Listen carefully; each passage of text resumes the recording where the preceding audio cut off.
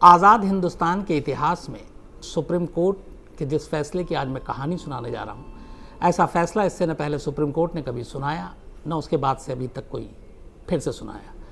तो इकलौता मामला है जिसमें सुप्रीम कोर्ट ने पहले एक फ़ैसला सुनाया, फिर उसने अपने ही फैसले को पलट दिया।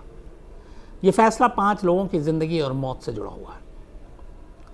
कहानी शुरू होती है 5 जून 2003, 5 जून 2003। मुंबई के करीब महाराष्ट्र में एक जगह है नासिक के करीब एक अमरूद के बाग में एक रात 5 लोगों की लाशें मिलती हैं। 5 को बहुत बुरी तरह से मारा गया था। 5 खून से लथपथ थे। 7 लोगों का ये परिवार था जो अमरूद के बाग के मालिक थे, और उनमें से सिर्फ 2 लोग जिंदा बचते हैं। एक जो लोग मारे गए उनकी एक माँ बुजुर्ग और एक और बेटा। तो 2 लोग ही फैमिली में सर्वाइव कर पाए। 5 लोगों का कत्ल हो गया। इस कत्ल की खबर अगले दिन जब फैली, पूरे नासिक के आसपास लोगों में दहशत आ गई, क्योंकि एक ही परिवार के 5 लोगों का इस बेरहमी से कत्ल हुआ था। अब इसको लेके नासिक पुलिस पे भी ज़बरदस्त दबाव था कि 5-5 कत्ल कातिल को जल्दी पकड़ो। पुलिस मौके पे पहुंची। मौके पे चारों तरफ खून बिखरा हुआ था। सारी तफ्तीश की और कातिल तक नहीं पहुंची। इसके बाद अब चूँकि 2 विटनेस थे उस रात, 5 लोग मारे गए, 2 ही जिंदा बचे थे, एक बुजुर्ग लेडी और एक उसका बेटा। तो पुलिस ने उनसे सबसे पहले, क्योंकि ये चश्मदीद भी हो चुके थे अब, तो उनसे जब पूछताछ की तो उन लोगों ने बताया कि 7 से 8 लोग रात को अमरूद के बाग में आए थे।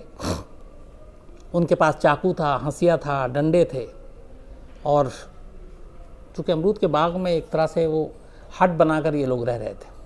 तो उसने बोला उस वक्त झोपड़ी में बिजली नहीं थी, अंधेरा था, और वो जो 7-8 लोग आए थे सभी हिंदी बोल रहे थे, और वो कह रहे थे कि मुंबई से आए हैं। और उन्होंने बैटरी से चलने वाला एक टेप रिकॉर्डर भी अपने साथ लाया था, जिसमें बड़ी तेज़ आवाज़ आ रही थी गाने की। और इसके बाद उन लोगों ने एक एक करके घर के तमाम लोगों को बंधक बनाया। पहले करीब 6,500 रुपये और गहने, कैश 6,500 ही था, वो उन्होंने लूटे। उसके बाद वहीं बैठ कर उन लोगों को बंधक बनाकर शराब पी। शराब पीने के बाद एक एक कर परिवार के लोगों पे हमला किया, उसमें महिलाएं भी थीं। और फिर उन तमाम लोगों को मारने के बाद, बल्कि उनका ये भी इल्ज़ाम था कि उनमें से कुछ महिलाओं को 1-2 मारने के बाद उनके साथ रेप किया, और फिर वो लोग वहाँ से चले गए। उन्होंने ये भी बताया कि हालांकि अंधेरा था, लेकिन जो 7-8 लोग आए थे उनकी उम्र देखने से लग रही थी कि 14-15 साल से लेकर करीब 45-48 साल तक के लोग थे। अब ये विटनेस का बयान था, दोनों जो बच गए थे। इसके बाद पुलिस ने अपनी तफ्तीश शुरू की। बाग में बिखरे हुए खून और ये सारी चीज़ें देखी, और उन्होंने वहाँ से हंसिया, डंडे, ये सब भी खून से लथपथ सने हुए बरामद किए। हाथ के निशान भी लिए। इसके बाद अब पुलिस ने लोकल गैंग के ऊपर ज़ीरो इन किया कि लोकल जो बदमाश क्रिमिनल हैं उन लोगों का काम हो सकता है जो लूटपाट करते हैं। ऐसे करके बहुत सारे लोगों को उठाया, उनसे पूछताछ की, पता चला वो उस रात कहीं और थे, उन्हें छोड़ा, कुछ लोगों को पकड़ा। इसी तरह करते करते पुलिस ने बहुत सारे क्रिमिनल की, जिनको पुलिस को शक था कि उनका इस वारदात के पीछे हाथ हो सकता है, अपने कब्जे में लिया और उनकी तस्वीरें उतारी। इसके बाद पुलिस ने कुछ लोगों की तस्वीर उस महिला को दिखाई, बुजुर्ग, और उनके बेटे को। उनमें से उन्होंने 4 तस्वीरों को देखकर पहचान लिया कि ये 4 वो थे जो उस रात वहां आए थे। पुलिस ने उन 4 को उठा लिया।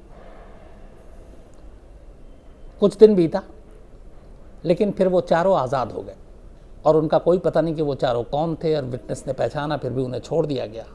बात आई गई हो गई। अब इसके बाद 3 हफ्ता बीत जाता है।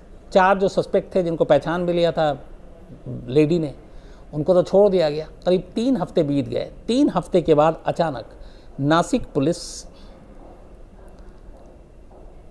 करीब मौका वारदात से 300 किलोमीटर दूर जाती है एक गांव में, और वहां जाने के बाद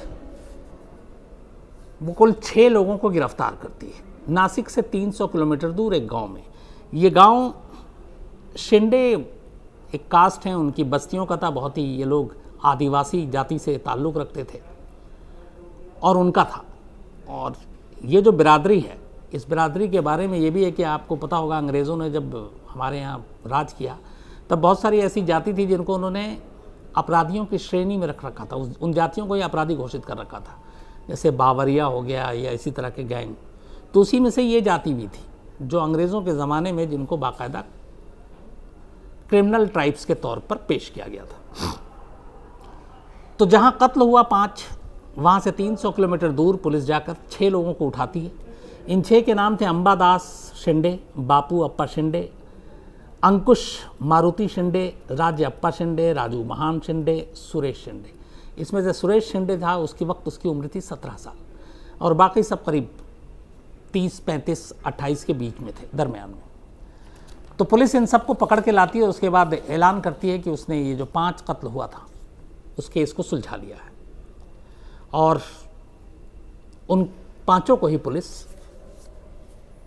बल्कि 6 लोगों को, इन 5 का कातिल ठहराती है। अब उसमें यह था कि एक नाबालिग था, 17 साल की उम्र थी, लेकिन पुलिस उसे भी जो है कहती कि जिस तरीके का ब्रूटल क्राइम था उसको नाबालिग के तौर पे उसमें मुकदमा नहीं चलना चाहिए, बालिग के तौर पे चलना चाहिए, और यही हुआ। इसके बाद मामला लोअर कोर्ट में गया। निचली अदालत में जब ये मामला गया तो निचली अदालत ने जून 2006 में पुणे की जिला अदालत ने 6 के 6 लोगों को मौत की सज़ा सुना दी और इनमें वो लड़का भी था जो नाबालिग था जब ये क्राइम हुआ, लेकिन फिर भी पुणे की जिला अदालत ने इन 6 के 6 को मौत की सज़ा सुना दी। अब मौत की सज़ा के बाद इन लोगों ने इस फैसले को चैलेंज दिया बॉम्बे हाई कोर्ट में। जून 2006 में ये सज़ा सुनाई गई थी पहली बार। जून 2003 में ये इंसिडेंट हुआ था और ये पकड़े गए थे। तो इनकी गिरफ्तारी के बाद 3 साल तक ये जेल में रहे। 3 साल के बाद 2006 में अदालत ने इन्हें मौत की सज़ा सुनाई। मार्च 2007 में ये मामला बॉम्बे हाई कोर्ट गया और बॉम्बे हाई कोर्ट ने अपने फैसले में निचली अदालत के फैसले को बदल दिया और कहा कि ये 6 के 6 हैं, दोषी तो हैं, लेकिन फांसी नहीं, इनको उम्र कैद की सज़ा दी जाती है। बल्कि उनमें से 6 में से 5 को, जो छठा था उसको ये हुआ कि वाकई जब ये क्राइम हुआ था तब वो नाबालिग था, इसलिए उसको बरी कर दिया गया क्योंकि ऑलरेडी वो 3 साल के करीब जेल काट चुका था सज़ा। तो बॉम्बे हाई कोर्ट ने भी फैसले को बरकरार रखा, लेकिन अब फांसी से उम्र कैद में सज़ा तब्दील कर दी। इसके बाद ये मामला 2009 में सुप्रीम कोर्ट में पहुंचता है। अब मतलब तीसरी और सबसे बड़ी अदालत है। अप्रैल 2009 में supreme court Bombay high court के इस फैसले को तो बरकरार रखती है कि ये 5 दोषी हैं, लेकिन उस फैसले को पलट देती है जिसमें फांसी की सज़ा को उम्र कैद में बदल दिया गया था। सुप्रीम कोर्ट कहती है कि ये इतना हीनियस क्राइम है, एक ही परिवार के 5 लोगों को जिस तरह मारा गया, उसके लिए ये रेयरेस्ट ऑफ रेयर केस है और इसके लिए इनको फांसी होनी ही चाहिए। तो 2009 में फिर से सुप्रीम कोर्ट ने इन 5 को फांसी की सज़ा देने का फैसला किया और अब इसके बाद लगा कि इनकी फांसी तय है। इस दौरान में इनके वकील ने राज्यपाल से लेकर राष्ट्रपति तक दया याचिका दी, माफ़ी मांगने के लिए बात की, उम्र कैद में सज़ा तब्दील करने की बात की, लेकिन कुछ नहीं हुआ। 2009 से 10 साल गुजर गए, 2019 आ गया। 2019 से पहले 2018 में इन लोगों ने जब 2009 में सुप्रीम कोर्ट ने इनको फांसी की सज़ा सुनाई थी, उसके फ़ौरन बाद ही एक तय मियाद के अंदर उसी सुप्रीम कोर्ट में एक रिव्यू पिटीशन दाखिल किया था, पुनर्विचार याचिका, जिसका मतलब ये होता है कि अदालत आप अपने फैसले पे एक बार दोबारा गौर करें, जो फैसला दिया उसको देखें, पलट सकते हैं तो।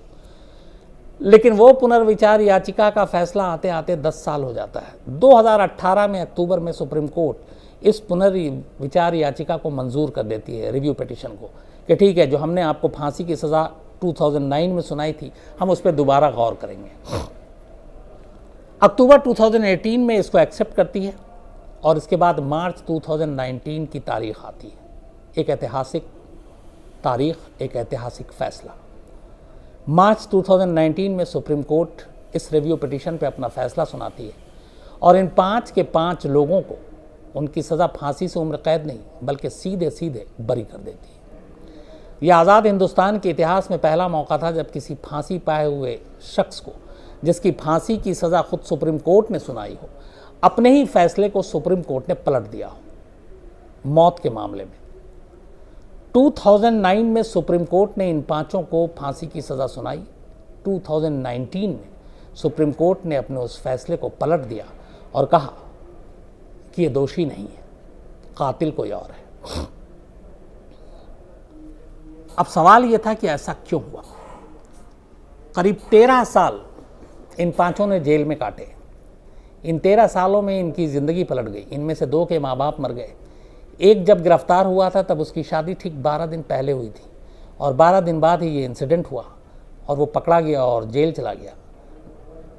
जेल जाने के बाद एक दिन उसी 12 दिन के अंदर बाद में उसकी पत्नी पहली बार मिलने आती है और वो आखिरी मुलाकात थी, वो बताती भी नहीं और चली जाती है। और बाद में वो दूसरी शादी कर लेती है क्योंकि उसे मालूम था 5 लोगों का कत्ल हुआ है और ये अब जेल से तो कभी ज़िंदगी में आएगा नहीं। उसकी शादी को सिर्फ 12 दिन हुए, उसकी ज़िंदगी बर्बाद हो जाएगी। घर वालों का दबाव था तो उसकी बीवी उसे छोड़कर दूसरे शादी कर लेती है। 2 के माँ बाप मर जाते हैं।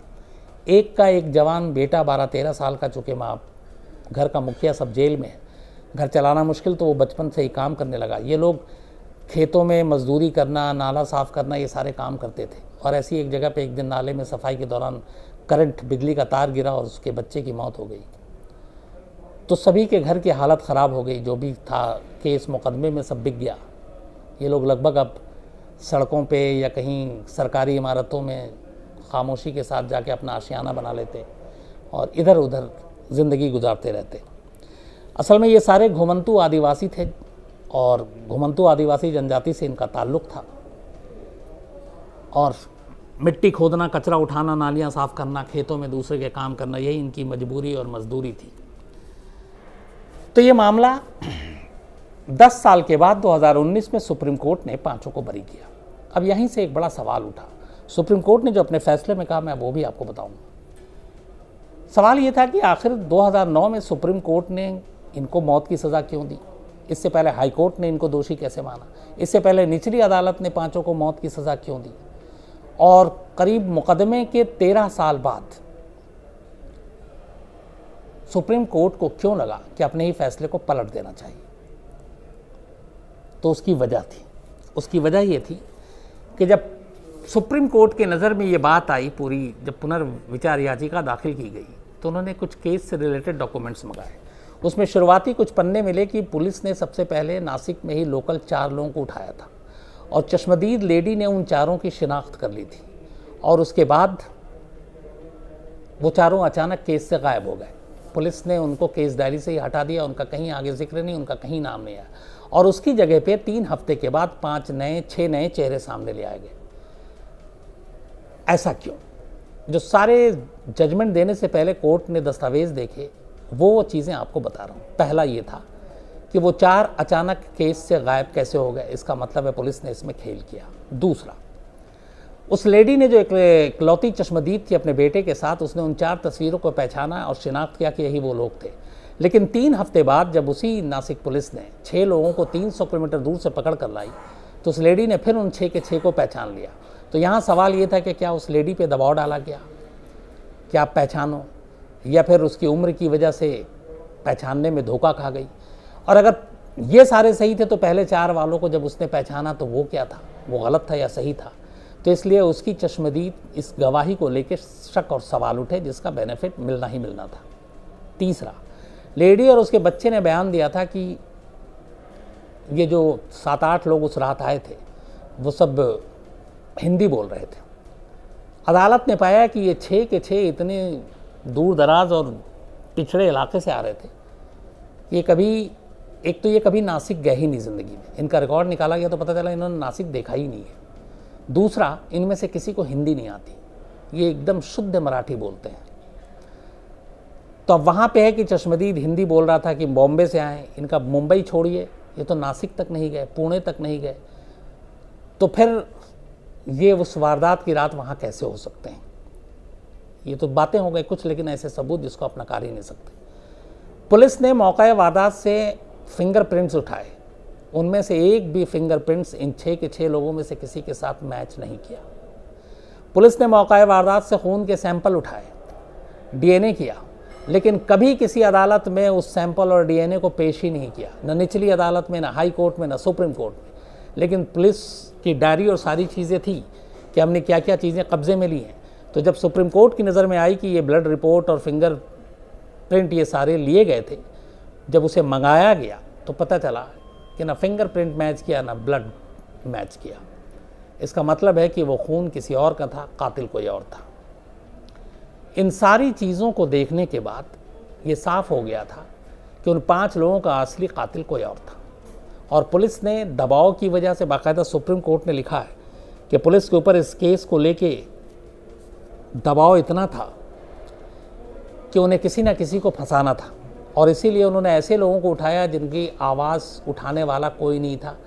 गरीब गुरबा लोग थे, पिछड़े थे, इनकी कोई बात भी नहीं सुनता, इनके लिए कोई इंसाफ के लिए आगे भी नहीं आता। तो इसीलिए सुप्रीम कोर्ट ने बाकायदा कहा कि अदालत ने उन्हें दोषी मानने की ज़बरदस्त भूल की, और इस मामले में ना तो ईमानदारी से जांच हुई और ना ही निष्पक्षता से मुकदमा चलाया गया, यानी फेयर ट्रायल हुआ। 75 पन्ने के अपने फैसले में सुप्रीम कोर्ट ने बाकायदा पुलिस और अपने समेत तमाम अदालतों को भी इसके लिए जिम्मेदार ठहराया। सुप्रीम कोर्ट ने कहा कि अगर गलती से इन 5 लोगों को फांसी हो जाती तो यह अदालत के ऊपर एक धब्बा होता। और सबसे बड़ी बात यह है कि जब ऐसे कोई सबूत और चीज़ें थी नहीं, उसके बावजूद किसी भी अदालत ने उसको नोटिस नहीं किया। एक कत्ल के मामले में फांसी देने के लिए, सजाए मौत देने के लिए आपको हर पहलू को देखना पड़ता है।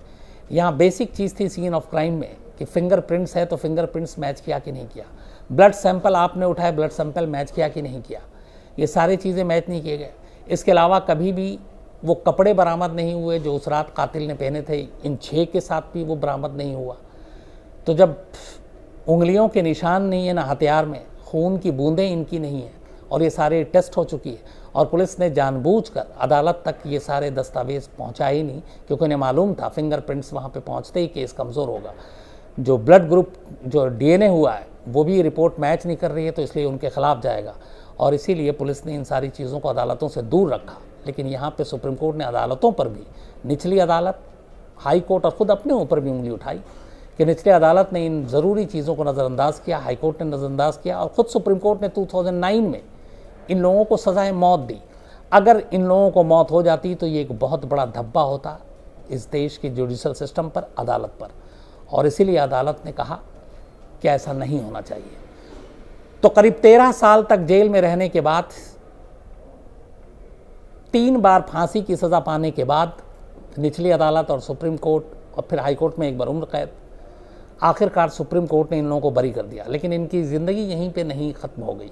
सुप्रीम कोर्ट ने साथ में ये भी कहा कि इन लोगों को बरी करने के साथ साथ महाराष्ट्र सरकार इन सभी को करीब 5 लाख रुपए हर एक को मुआवजा दे, और क्योंकि इन्होंने जो जेल में काम किए उसके पैसे भी बनते हैं, तो 5,000 रुपये इन सबको मुआवजा दिया जाए, जिससे इनकी ज़िंदगी गुजर बसर ठीक से हो सके।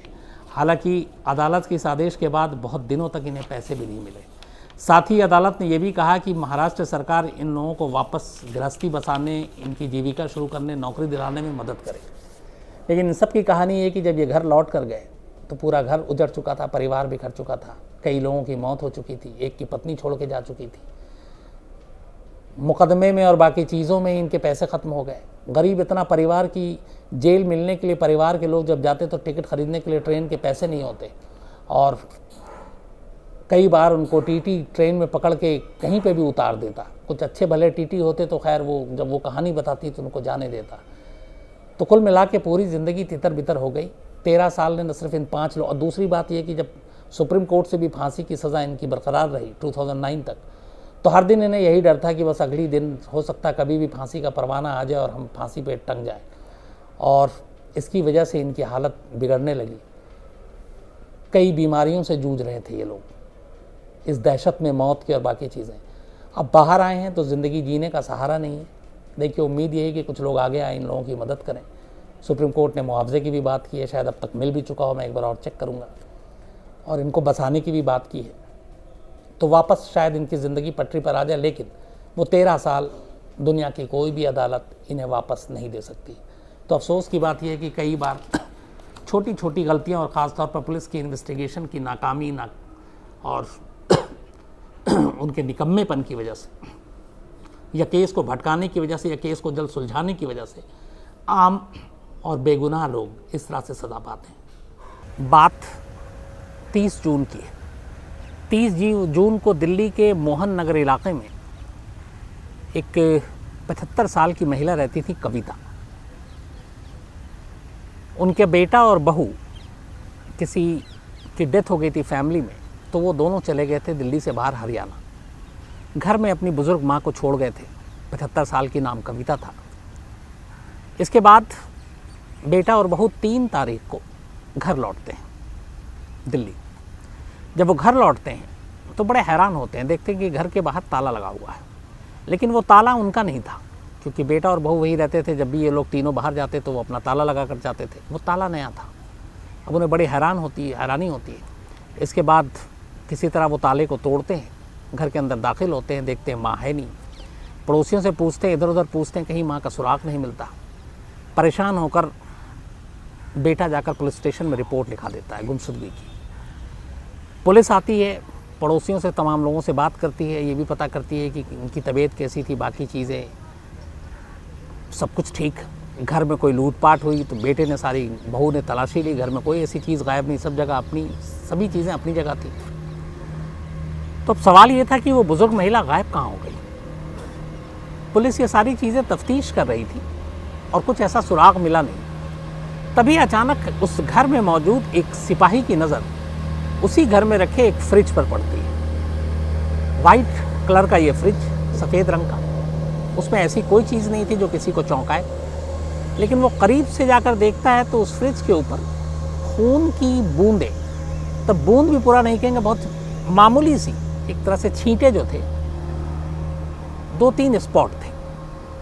उसने बहुत करीब से देखा, अपने सीनियर अफसरों को बुलाया, बोला कि मेरी नज़र और तजुर्बा ये कहता है कि ये ब्लड है। और वो सूख चुका था और चिपक चुका था। सीनियर पुलिस वाले आते हैं, वो देखते हैं और वो भी पहचान जाते हैं पहली नज़र में कि ये खून के ही छींटे हैं। अब पुलिस और वहाँ पे मौजूद लोगों को एक अनजाना सा खौफ आता है कि मामला कुछ गड़बड़ है। बेटे और बहू भी घबरा जाते हैं जब पुलिस वाले बताते हैं कि ये फ्रिज पे खून का निशान है, क्या पहले से था? वो बताते हैं पहले बिल्कुल नहीं था। और बाकी पूरा घर नीट एंड क्लीन, बिल्कुल साफ़ सुथरा।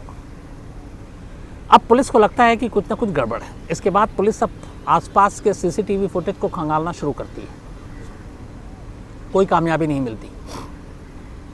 लेकिन फिर अचानक एक घर के सामने से मिला हुआ सीसीटीवी फुटेज पुलिस को चौंका देता है। उस सीसीटीवी फुटेज में पुलिस देखती है कि सुबह 6:45 पर 1 जुलाई, 1 जुलाई की सुबह 6:45 पर इन्हीं बुजुर्ग महिला के घर से 3 लोग निकल रहे हैं, बल्कि 2 लोग निकल रहे हैं और एक बाहर खड़ा हुआ है। एक मेल है और एक फीमेल, और उनके हाथ में 2 बड़े बड़े बैग हैं, और जो देखने में वजनी लग रहा है क्योंकि उस बैग को वो घसीट रहे हैं। घसीटने के बाद वो उसे रिक्शे पे रखते हैं और वहाँ से निकल जाते हैं।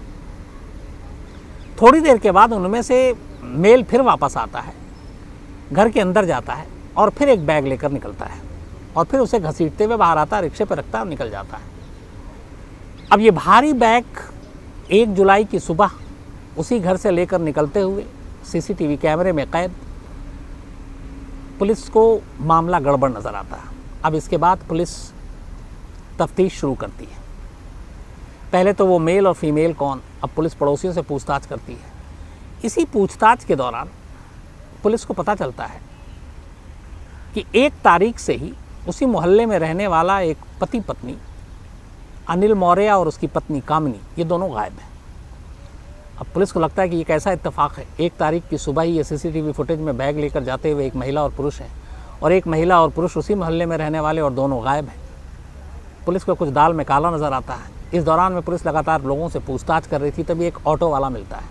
वो ऑटो वाला बताता है कि 1 तारीख की सुबह 6:45 पर उसके पास फ़ोन आया था अनिल मौर्य नाम के एक शख्स का। वो पहले से जानता है क्योंकि पहले भी कई बार उनका काम कर चुका है। और उन्होंने कहा कि कुछ चिकन है, उसको लेकर जाना है, तो तुम ऑटो लेकर आ जाओ।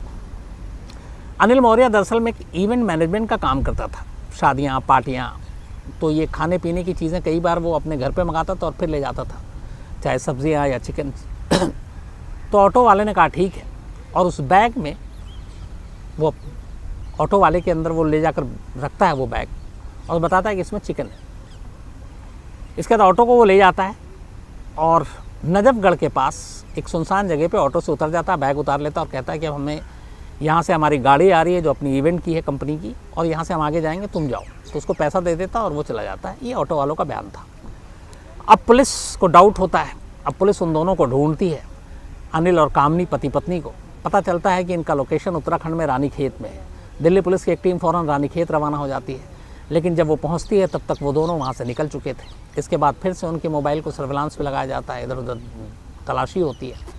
फिर पता चलता है दोनों बरेली में हैं। इसके बाद पुलिस की टीम यूपी बरेली पहुँचती है और इत्तेफाक से मुखबिर और मोबाइल सर्विलांस के ज़रिए दोनों पति पत्नी पुलिस के हाथ लग जाते हैं।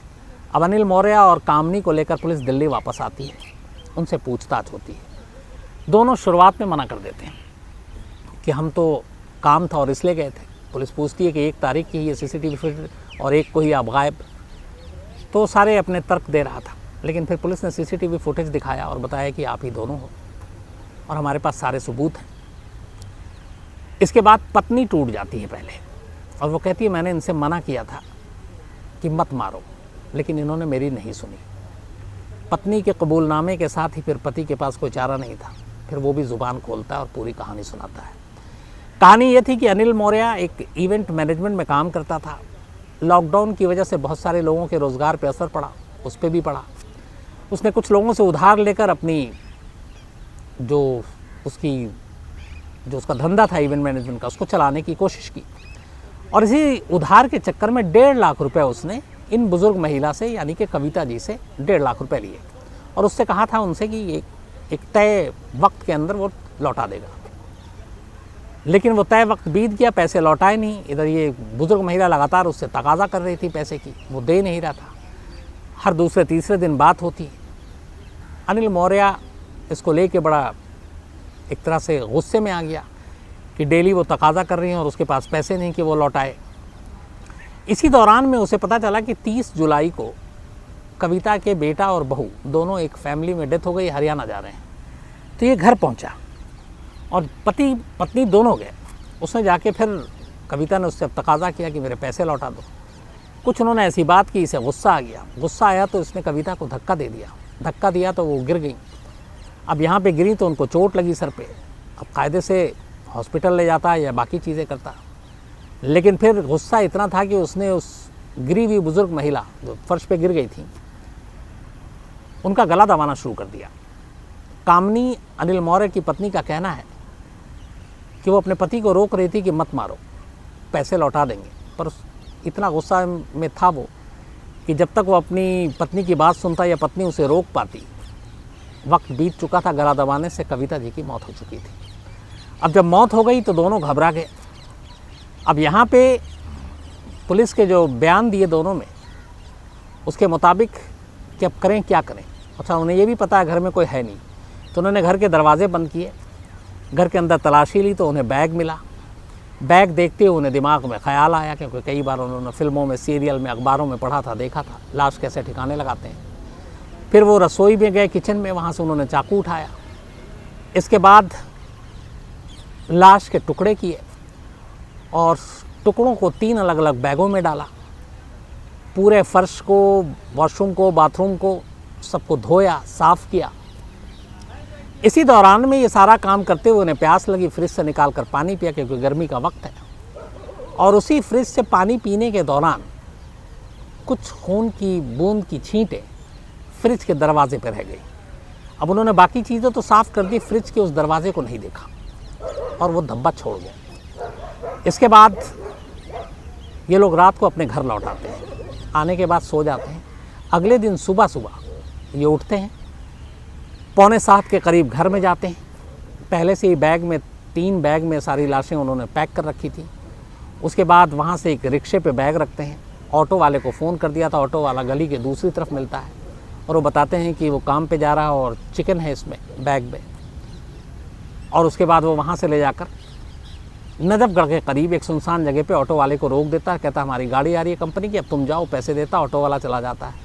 लेकिन ये उसके जाते ही जिस जगह रुके थे वहाँ सन्नाटा था और पीछे नाला, तीनों बैग को नाले में फेंक देते हैं और फिर वहाँ से घर आते हैं।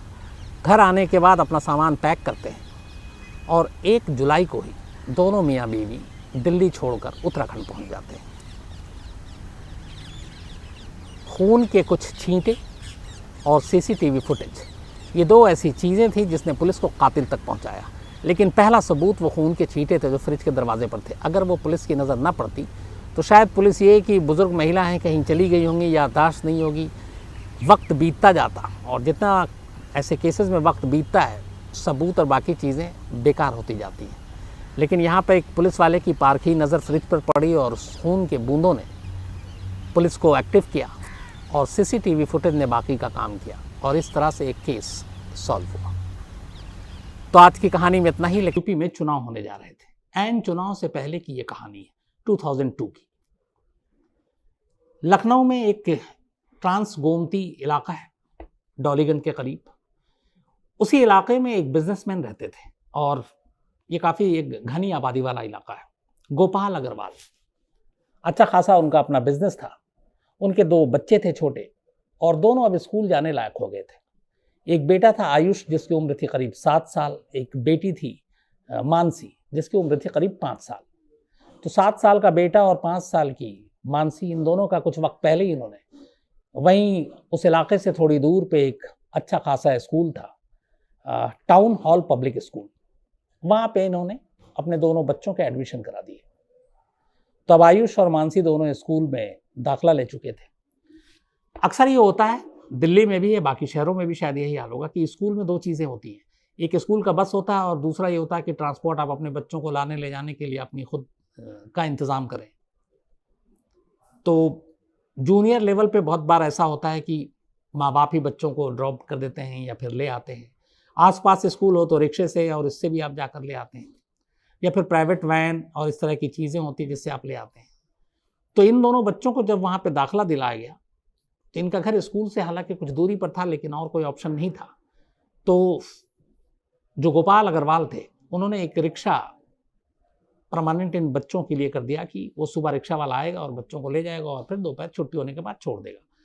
तो आमतौर पर ये जो सारे रिक्शे और इन सारी चीज़ों का धंधा होता है, ये एक ऑर्गेनाइज तरह का बिजनेस है और इसमें कुछ लोग होते हैं जिनके पास बहुत सारे रिक्शे होते हैं, फिर वो किराए पे दे देते हैं, वो चलाते हैं। तो जब दाखला हो गया तो गोपाल अग्रवाल ने एक ऐसे ही ठेकेदार से बात की और उनसे कहा कि हमारे दोनों बच्चों को अब स्कूल जाना है, सुबह ये वक्त है और दोपहर को लेकर आना है। बात हो गई, एक रिक्शे वाले को डिप्यूट कर दिया गया और वो अपना सुबह वक्त पे आता और आयुष और मानसी को घर से स्कूल छोड़ देता। सिलसिला चलता रहा। 14 फेब 2002 वैलेंटाइन डे, उस दिन सुबह अपने वक्त के हिसाब से दोनों बच्चे तैयार हुए, बाहर रिक्शा आया, दोनों बच्चे बैठे और चले गए। उनके जाने के करीब 5 से 10 मिनट के बाद फिर एक रिक्शे वाला घर में आवाज़ देता है और आयुष और मानसी को आवाज़ देता है। इसी नाम से दोनों बच्चे बाहर आ जाते थे, कभी माँ या कभी बाप भी बाहर आ जाते थे। तब ये सुनकर जो गोपाल अग्रवाल हैं, आयुष और मानसी के पिता, वो घर से बाहर निकलते हैं। अब वो देखते हैं कि उनका रिक्शा वाला यहाँ खड़ा हुआ है। वो कहता है बच्चे कहाँ? उन्होंने कहा कि अभी तो रिक्शा आया और वो दोनों चले गए। तो उसने कहा पर मैं तो अभी आ रहा हूँ। फिर वो किसके रिक्शे में गए? अब ये सुनकर रिक्शा वाला भी घबराता है। रिक्शे वाले का नाम था अखलाक और अग्रवाल साहब भी घबराते हैं कि आखिर जो बच्चे को लगातार इतने महीनों से ले जा रहा है वो तो यहाँ खड़ा है, तो फिर कौन है जिसके रिक्शे में दोनों बच्चे चले गए? फिर उन्हें लगा पता नहीं कोई जान पहचान होगा, कोई दोस्त होगा। तो खैर ये भागते हुए स्कूल पहुँचते हैं। जब स्कूल पहुँचते हैं तो पता चलता है कि बच्चे तो पहुँचे नहीं। अब अग्रवाल साहब परेशान, इधर उधर दोस्तों से पूछते हैं, बाकी रिश्तेदारों से पूछते हैं। मोबाइल उस वक्त तक लगभग आ चुका था, लेकिन अगले 1-2 घंटे तक बच्चों का पता नहीं चलता है। स्कूल की जो एडमिनिस्ट्रेशन है वो भी बताती है कि दोनों बच्चे स्कूल के अंदर दाखिल ही नहीं हुए। अब फिर ये लगा कि कहीं किसी के साथ बंक मार के स्कूल से भाग ना गए इधर उधर, लेकिन इतनी कम उम्र 7 साल और 5 साल के करीब, 5 साल भी पूरी नहीं थी मानसी की, 4.5 के आसपास। तो उन्हें चिंता होती है, लेकिन वो अपने तरफ से आमतौर पर यही होता है कि जो कोई बच्चा मिसिंग होता है तो माँ बाप और रिश्तेदार पहले आस पड़ोस में, रिश्तेदारों में इधर उधर ढूंढते हैं कि कहीं इधर उधर तो नहीं है, भटक तो नहीं गया, किसी के पास तो नहीं चला गया। तो इन सारी चीज़ों में दोपहर हो जाती है। दोपहर तक बच्चों का कोई सुराग नहीं मिलता है। स्कूल की छुट्टी हो जाती है, स्कूल बंद हो जाता है, सारे बच्चे अपने घर पहुंच जाते हैं, लेकिन आयुष और मानसी अपने घर नहीं पहुंचते। अब गोपाल अग्रवाल और उनके परिवार वालों को तनाव होने लगता है। इसके बाद ये दोनों हसनगंज पुलिस स्टेशन पहुंचते हैं बाकी रिश्तेदारों को लेकर। इस दौरान में मोहल्ले के लोगों को भी पता चल गया कि अग्रवाल साहब के दोनों जो मासूम बच्चे हैं छोटी उम्र के, ये गायब है। हसनगंज पुलिस स्टेशन जाते हैं, दोनों रिपोर्ट लिखाते हैं। बात 2002 की है, लगभग 19 साल पहले। आमतौर पर जब इस तरह की कोई रिपोर्ट लेकर पुलिस के पास पहुंचता तो पुलिस का रवैया बहुत ज़्यादा मतलब ऐसा नहीं लगता है कि बहुत गंभीर और सीरियस है, उन्हें लगता है ठीक है। तो इसी तरीके से गोपाल अग्रवाल जब पहुंच के बताते हैं कि मेरे 2 बच्चे हैं, सुबह स्कूल गए, स्कूल पहुंचे नहीं, घर लौटे नहीं, तो पुलिस वाला कहता है किसी के साथ चले गए होंगे, किसी की स्कूल की छुट्टी मार ली होगी, इधर उधर, आप परेशान ना हो, फिर भी आप रिपोर्ट लिख के दो। फिर वो पूरी रिपोर्ट लिखते हैं, देते हैं, कहता है ठीक है हम ढूंढेंगे, आप भी ढूंढो। वो चले जाते हैं इधर उधर, फिर माँ बाप परेशान भटक रहे हैं। कुछ देर के बाद हार कर फिर पुलिस स्टेशन पहुंचते हैं। अब पुलिस वाला तब दोबारा कहता है कि अच्छा हम ऐसे कैसे ढूंढेंगे, आप फोटो वोटो तो दो, जो कि पहले मांग लेना चाहिए था। इसके बाद वो तस्वीर लेकर जाते हैं, तस्वीर देते हैं, फिर कहते हैं कि हमने आपको सब कुछ बता दिया, कम से कम अलर्ट तो कर दीजिए, आप मैसेज तो कन्वे कर दीजिए शहर में, बाकी पुलिस थानों में, और ये कि कोई बच्चा देखे तो फौरन खबर करे। लेकिन पुलिस का रवैया यही था कि बच्चे गए हैं, आ जाएंगे, फिक्र करने की बात नहीं है। माँ बाप परेशान, तीसरा चक्कर भी थाने का लगा दिया। उन्होंने कहा पता तो कीजिए। इस दौरान में ये फिर पुलिस ने कहा कि अच्छा ठीक है, ये बताओ कौन कैसा रिक्शा वाला। तो पता चला कि जो अखलाक था, ये 4 महीने पहले ही गोपाल अग्रवाल के दोनों बच्चों को स्कूल लाने ले जाने के लिए तैनात किया गया था। और इसकी वजह यह थी कि इससे पहले, अखलाक से पहले, एक दूसरा शख्स था जिसका नाम था लंबू। लंबू ही जो है किशोर उर्फ लंबू। तो किशोर और लंबू जो है उर्फ, ये आयुष और मानसी को स्कूल छोड़ा करता था, लेकिन वो चला गया 4 महीने पहले, उसकी जगह पर अखलाक को भेज दिया गया। अब अखलाक लगातार साथ साथ है घर वालों के, पुलिस स्टेशन भी जा रहा है वो भी, और उसको ये भी है एक तरह से गिल्ट भी फील हो रहा है कि मैं शायद थोड़ा लेट आया और इस वजह से बच्चे दूसरे रिक्शे में बैठ के चले गए और गायब हो गए। तो अब जब पुलिस को पता चला तो फिर ये हुआ कि भाई इसका पता करो, किशोर उर्फ लंबू कहाँ रहता है। तो पता चला कि एक रैथा गांव है, उसी लखनऊ के बिल्कुल ही करीब, वो वहाँ का रहने वाला है। अब पुलिस टीम ने ये कहा हसनगंज के कि चलो 2 सिपाही को भेज दो, जाओ पता करो किशोर कहाँ है। पुलिस की टीम गांव पहुंचती है, वहाँ गांव वालों से पूछती है, बोलता हाँ जी यहाँ पे रहता है, ये जो नाम है इसका किशोर उर्फ लंबू। फिर ये भी बताता कि कई बार स्कूली बच्चों को भी लेकर आता रिक्शे पे। फिर पूछा जाता आज देखा, तो उसने कहा नहीं अभी तो नहीं देखा, लेकिन एक बच्चा बताता है कि आज भी उसको हमने इसी गाँव में 2 बच्चों के साथ देखा। पुलिस गाँव वाले से पूछताछ करती है और उसके बाद जब गाँव वाले कहते हैं नहीं आज वो है नहीं इधर, तो बिना लंबू के घर जाए हुए उसके घर में उसको देखने की बजाय पुलिस गांव से वापस थाने लौट आती है और रिपोर्ट देती है कि गांव में लोगों ने कहा है कि लंबू यहीं रहता है, लेकिन आज देखा नहीं गया, तो वो कहीं गया हुआ है। अब इस दौरान में घर वाले परेशान मारे मारे फिर रहे हैं। शाम हो चुकी थी, अब रात होने वाली है। इसके बाद फिर गांव के लोग जो है धीरे धीरे, जो अग्रवाल साहब के मोहल्ले के लोग थे, अब उन सभी को पता चला, वो अब थाने की तरफ बढ़ जाते हैं। अब करीब शाम होते होते 40 से 50 लोग हसनगंज थाने के चारों तरफ खड़े हो जाते हैं और वो कहते हैं कि पुलिस काम अपना ईमानदारी से नहीं कर रही। जब लोगों की भीड़ आती है तो पुलिस के फिर लगता है कि नहीं ये मामला कहीं उल्टा ना हो जाए।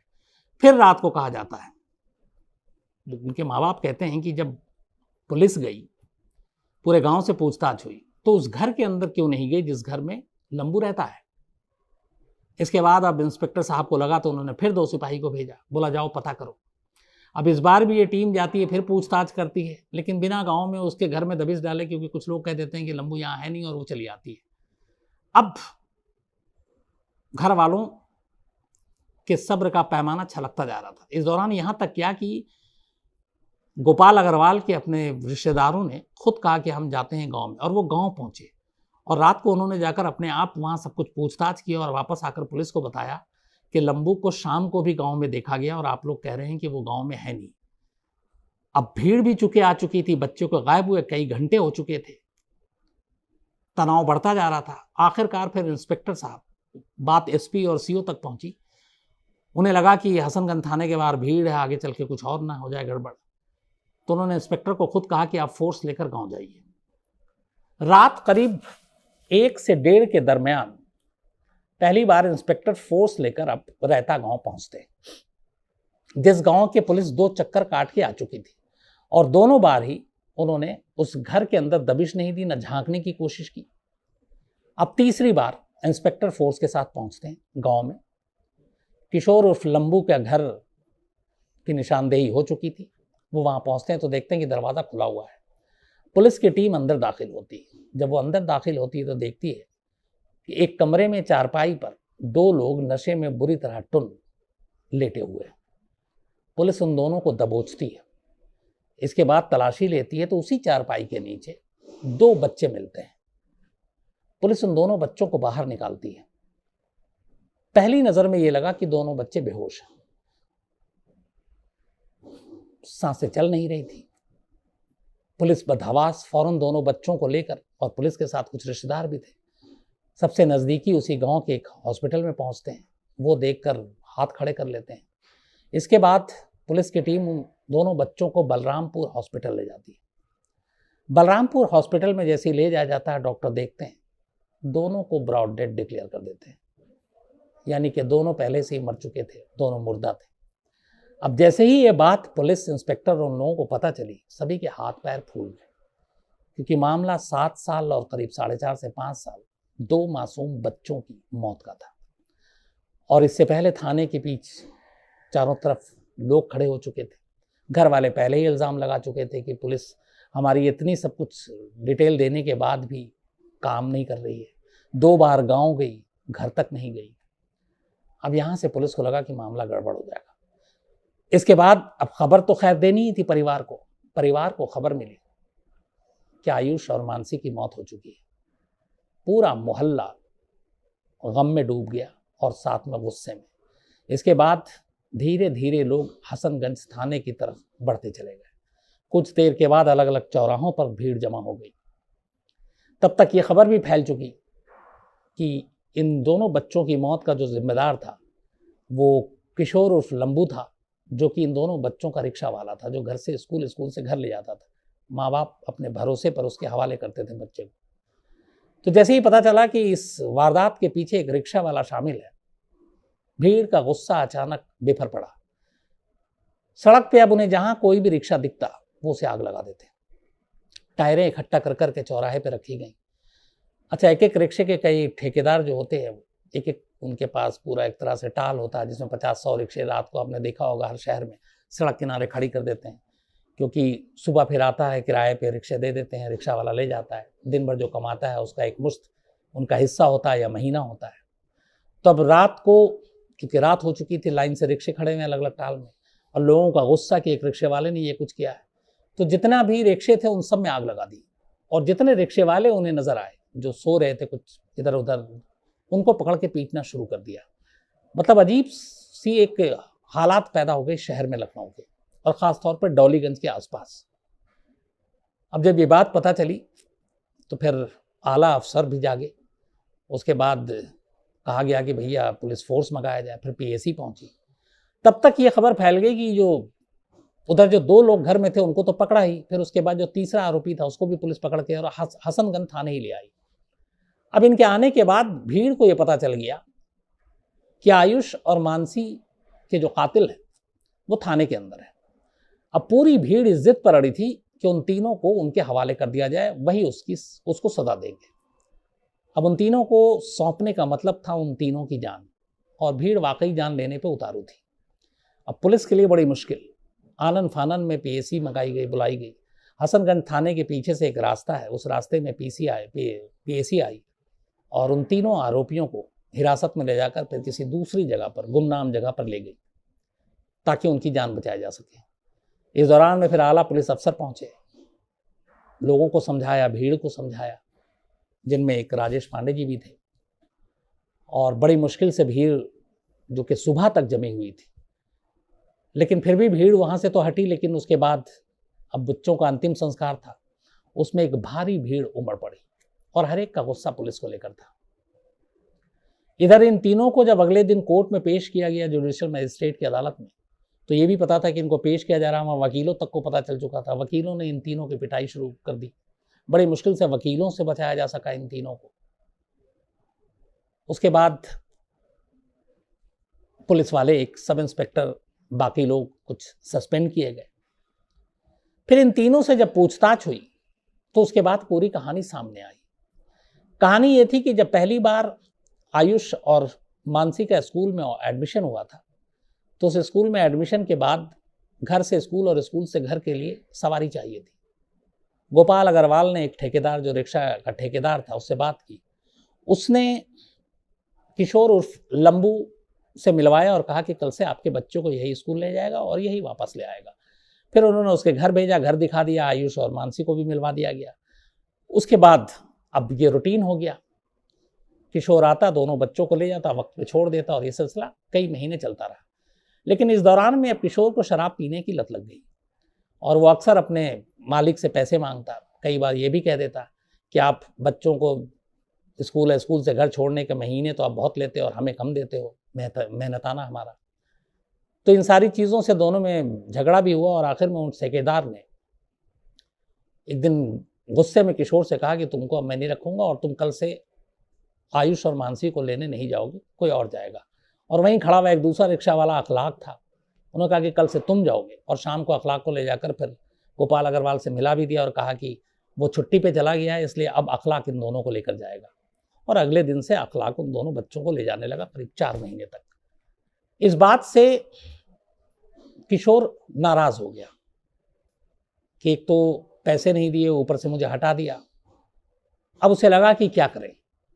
फिर उसने प्लानिंग की पैसे कमाने के लिए। उसका एक रिश्तेदार था, शायद बहनोई या जीजा, और एक दोस्त था।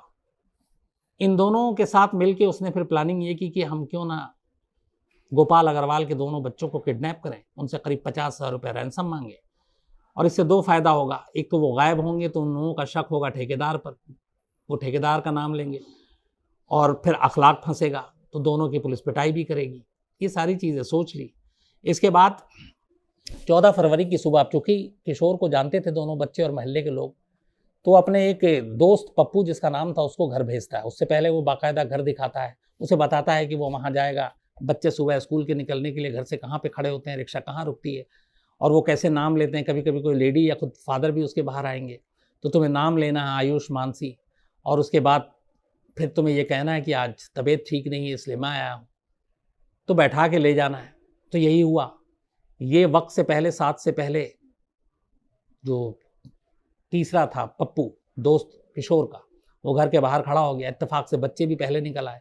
उसने बताया कि आज लंबू भैया नहीं आएंगे, तबीयत ठीक नहीं है, तो मुझे ही भेजा है। बच्चों को लगा कि इसमें कोई इतनी समझ भी नहीं, वो दोनों रिक्शे पे बैठ गए और रिक्शा आगे बढ़ गया। उन्हें पता था आगे कहाँ रुकना है।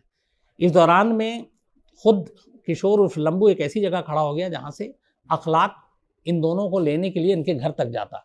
जैसे ही उसे दिखाई दिया कि अखलाक आ रहा है, उसे लगा कि अभी अखलाक पहुंच जाएगा तो उसका भेद खुल जाएगा, फिर उसी के रिक्शे में बच्चे बैठेंगे। अब उसने अखलाक को रोककर जानबूझकर उससे झगड़ा करना शुरू कर दिया और इस झगड़े की वजह से करीब 10 मिनट उसने उसके ज़ाया कर दिए। इसके बाद उसे लगा कि अब वो दोनों उसके साथी रिक्शे पे निकल गए हैं बच्चों को लेकर। फिर उसने अखलाक को छोड़ दिया, अखलाक घर पहुंचा। तब तक बच्चे निकल चुके थे और उसके बाद की कहानी आपको शुरू में बताई कि उसने कहा मैं तो आया नहीं। इस दौरान में इधर दोनों बच्चे जब रिक्शे से गए तो आगे चलकर एक सुनसान जगह पर फिर खुद लंबू मिल जाता है और वो दोनों बच्चे उसको पहचानते थे, भैया बोलते थे। तो वो कहता है कि आज तुम्हारे स्कूल में छुट्टी हो गई है और कुछ खास वजह से, तो अब तो स्कूल जाने की ज़रूरत नहीं है, तो चलो मैं तुमको अपना गांव दिखाता हूँ, गांव घुमाता हूँ, क्योंकि छुट्टी है, फिर तुमको घर छोड़ दूंगा। दोनों खुश हो गए बच्चे। फिर उसके बाद वो उसी रिक्शे से उस दूसरे अपने डायरेक्शन में जाता है और अपने गांव पहुंच जाता है। पहले से इसने चॉकलेट बिस्किट ये सब खरीद रखा था ताकि बच्चे खुश रहें, और फिर सीधे ले जाकर अपने घर में दोनों बच्चों को ले जाता है।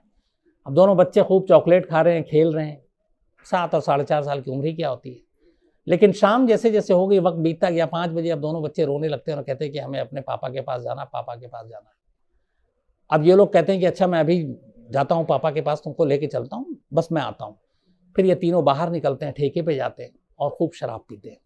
शराब पीने के बाद ये घर लौटते हैं और अगला अब जो इनकी साजिश का जो दूसरा चरण था वो शुरू करते हैं। इनका ये इरादा था कि आयुष से, जो कि वो थोड़ा समझदार है, 7 साल का है, उसके पापा का मोबाइल नंबर लेंगे। अच्छा, इन तीनों में से एक के पास मोबाइल था और वो कहते हैं उसको फ़ोन करेंगे इसके पापा को और उससे 50,000 रुपये मांगेंगे। अब वो फ़ोन नंबर मांगते हैं आयुष से। वो 2-3 बार नंबर बताता है, लेकिन बच्चा था, एक 2 डिजिट वो गलत बता देता। वो 2-3 बार नंबर मिला चुका लेकिन नंबर नहीं मिला। इस पर ये लोग गुस्सा हो गए। गुस्सा हुए, डांटा, बल्कि मारा कि तुम झूठ ना बोल रहे हो, गलत नंबर दे रहे हो। तो आयुष रोने लगा। आयुष को रोता देख उसकी बहन भी रोने लगी। अब बच्चे की रोने की आवाज़, शोर, चीखने की आवाज़ से वो लोग डर गए कि कहीं अड़ोस पड़ोस में आवाज़ ना चली जाए, भेद ना खुल जाए, पुलिस ना आ जाए। तो उन्होंने चुप कराने के लिए एक ने आयुष का मुंह दबाया और दूसरे ने उसकी बहन का, बट इतनी देर तक मुंह दबा दिया कि उनकी सांसें रुक गई और दोनों की जान चली गई। पर ये लोग शराब के नशे में थे, इन्हें एहसास ही नहीं हुआ। उन्हें लगा कि दोनों बेहोश हो गए, चलो अच्छा हुआ, अब शोर नहीं करेंगे, और दोनों को चारपाई के नीचे डाल दिया। और फिर ये हुआ कि अब सुबह बात करेंगे। लेकिन इस दौरान में पुलिस 2 बार गांव आई, और इत्तेफाक से जब गांव आई थी तब ये तीनों उसी घर में थे, बच्चे उसी घर में थे। बहुत मुमकिन है कि अगर वक्त से पहले पुलिस पहुंच जाती, घर के अंदर दाखिल हो जाती, क्योंकि इसमें 2 वर्जन है। एक ये है कि पुलिस का ये कहना है कि इन दोनों बच्चों को उसने 6 से 7 के बीच में ही गला घोंट दिया था। दूसरा वर्जन ये है कि 11 बजे के बाद किया था। तो पुलिस वहां पे 2 बार गई थी, एक बार तो 11 से बहुत पहले भी गई थी। तो अगर उस घर के अंदर दाखिल होती तो क्या पता वो बच्चे जिंदा होते। लेकिन पुलिस की लापरवाही की वजह से, इस केस को हल्के में लेने की वजह से 2 मासूम की जिंदगी चली गई। खैर, ये दोनों पकड़ा गए। इसके बाद जो माँ बाप थे उनके लिए यह सदमा जिंदगी भर का सदमा बन गया। यहीं पे एक चीज़ है जो इस पुलिसिंग के दौरान राजेश पांडे जी ने भी कही, और मैं बिल्कुल उससे सहमत हूँ। क्राइम कई तरह के होते हैं और उसे हैंडल करने का तरीका कई तरीके से होता है। बच्चों के मामले में और किडनैपिंग के मामले में, किडनैपिंग वैसे भी चाहे बच्चों का या बड़े का, बहुत ही एक रिस्की क्राइम है। किडनैप करके किडनैप होने वाले शख्स को बहुत दिन तक अपने साथ रखना मुश्किल होता है, और जैसे जैसे दिन बीतता जाता है किडनैपिंग के बाद, आप मान लीजिए कि किडनैप होने वाले की जान का खतरा बढ़ता जाता है। अब यहाँ पे 2 तरह के किडनैपर होते हैं, एक अनाड़ी, दूसरे पेशेवर। पेशेवर को पता है कि एक किडनैप किए हुए शख्स को या बच्चे को कैसे रखना है, कहाँ रखना है, दूर रखना है, सुनसान जगहों पर रखना है। कई ऐसे केस है, मैंने आपको बताया कि दूर गाँव में एक खाली कुएं के अंदर तक रखा गया किडनैप करने के बाद। लेकिन अनाड़ियों को पता नहीं होता, और ये सब जो थे, लंबू और इसके साथी, ये सब पहली बार क्राइम कर रहे थे। बच्चों के मामले में 50% केसेस में ऐसा देखा गया, बल्कि 50 से भी ज्यादा, मेरा मानना है कि 70 से 75% कम उम्र के बच्चों की किडनैपिंग में डर कर, घबरा कर किडनैपर बच्चों की जान ले लेते हैं, क्योंकि उन्हें पकड़े जाने का खतरा होता है। बच्चों पे कंट्रोल नहीं होता। बच्चे चाकू, बंदूक और इससे डरते भी हैं तो शोर भी मचाते हैं, चीखते भी हैं, रोते भी हैं। तो उनको खामोश करने के लिए फिर कई बार ऐसा होता है कि जैसे मुंह दबाया और जान चली गई, मुंह पे कपड़ा बांध दिया तो सांस रुक गई, ऐसे कई केस में हुए। तो आमतौर पे बच्चों की किडनैपिंग का केस बहुत ही सेंसिटिव होता है, और उसको हैंडल करने का तरीका उतना ही बेहतर होना चाहिए। जैसे पुलिस को अगर ये पता चले कि कोई बच्चा मिसिंग है, घर में कोई रिपोर्ट लिखाने जाए, तो उसी वक्त एक्शन लेना चाहिए। ये इंतज़ार नहीं करना चाहिए कि बच्चा कहीं चला गया होगा, घूम, हो सकता है कई बार ऐसा हुआ कि बच्चा कहीं अपनी मर्जी से गया और शाम को लौट आया, लेकिन ठीक है, जिंदा तो लौट आया। लेकिन अगर उसको उठा लिया गया, किडनैप कर लिया गया, और आप इंतजार कर रहे हैं शाम और रात होने का कि लौट आएगा, तब तक तो पता नहीं क्या कुछ हो जाता है। तो इसलिए ऐसे केस जो सेंसिटिव होते हैं, इसको किस तरीके से हैंडल करना चाहिए। हालांकि अब मुझे लगता है पूरे देश भर की पुलिस को इसके बारे में बाकायदा ट्रेनिंग भी दी गई है, लेकिन आज भी बहुत सारी ऐसी जगहों पे हम लोग जो देखते हैं, शिकायतें भी आती हैं। क्योंकि ऐसा मामला आता है तो पुलिस सीधे पहले गुमशुदगी के मामला दर्ज करती है। इस मामले में भी अगर उस बच्चे के घर वालों ने जब कहा था, तो शुरुआत में हसनगंज पुलिस स्टेशन ने अगर गुमशुदगी की जगह पर जो मामला दर्ज किया था, किडनैपिंग के अगर हिसाब से मामला दर्ज करती, तो शायद पुलिस ज़्यादा एक्शन में होती और पुलिस क्या पता इन बच्चों को जिंदा बरामद कर लेती। तो ये थी कहानी, करीब 19 साल पुरानी, एक बेहद अफसोसनाक कहानी। इस दुनिया में बदला लेने की बहुत सारी कहानियां आपने सुनी होंगी। ऐसी ऐसी कहानियां बदला लेने की जिससे सुनकर यकीन नहीं होता है, और एक इंसान की फितरत है। बहुत सारे ऐसे लोग हैं हमारे समाज में, हमारे बीच में, जो बदले को बड़ी ईमानदारी से निभाते हैं। लेकिन बदले की आज की जो कहानी है वो एक अजीब कहानी है। ये कहानी सरहद पार से है, पाकिस्तान से है। लेकिन इस कहानी को सुनाऊं उससे पहले एक छोटी सी कहानी याद आ गई मुझे इसी पाकिस्तान की, क्योंकि कहीं ना कहीं ये 2 दुल्हनों की दास्तान है।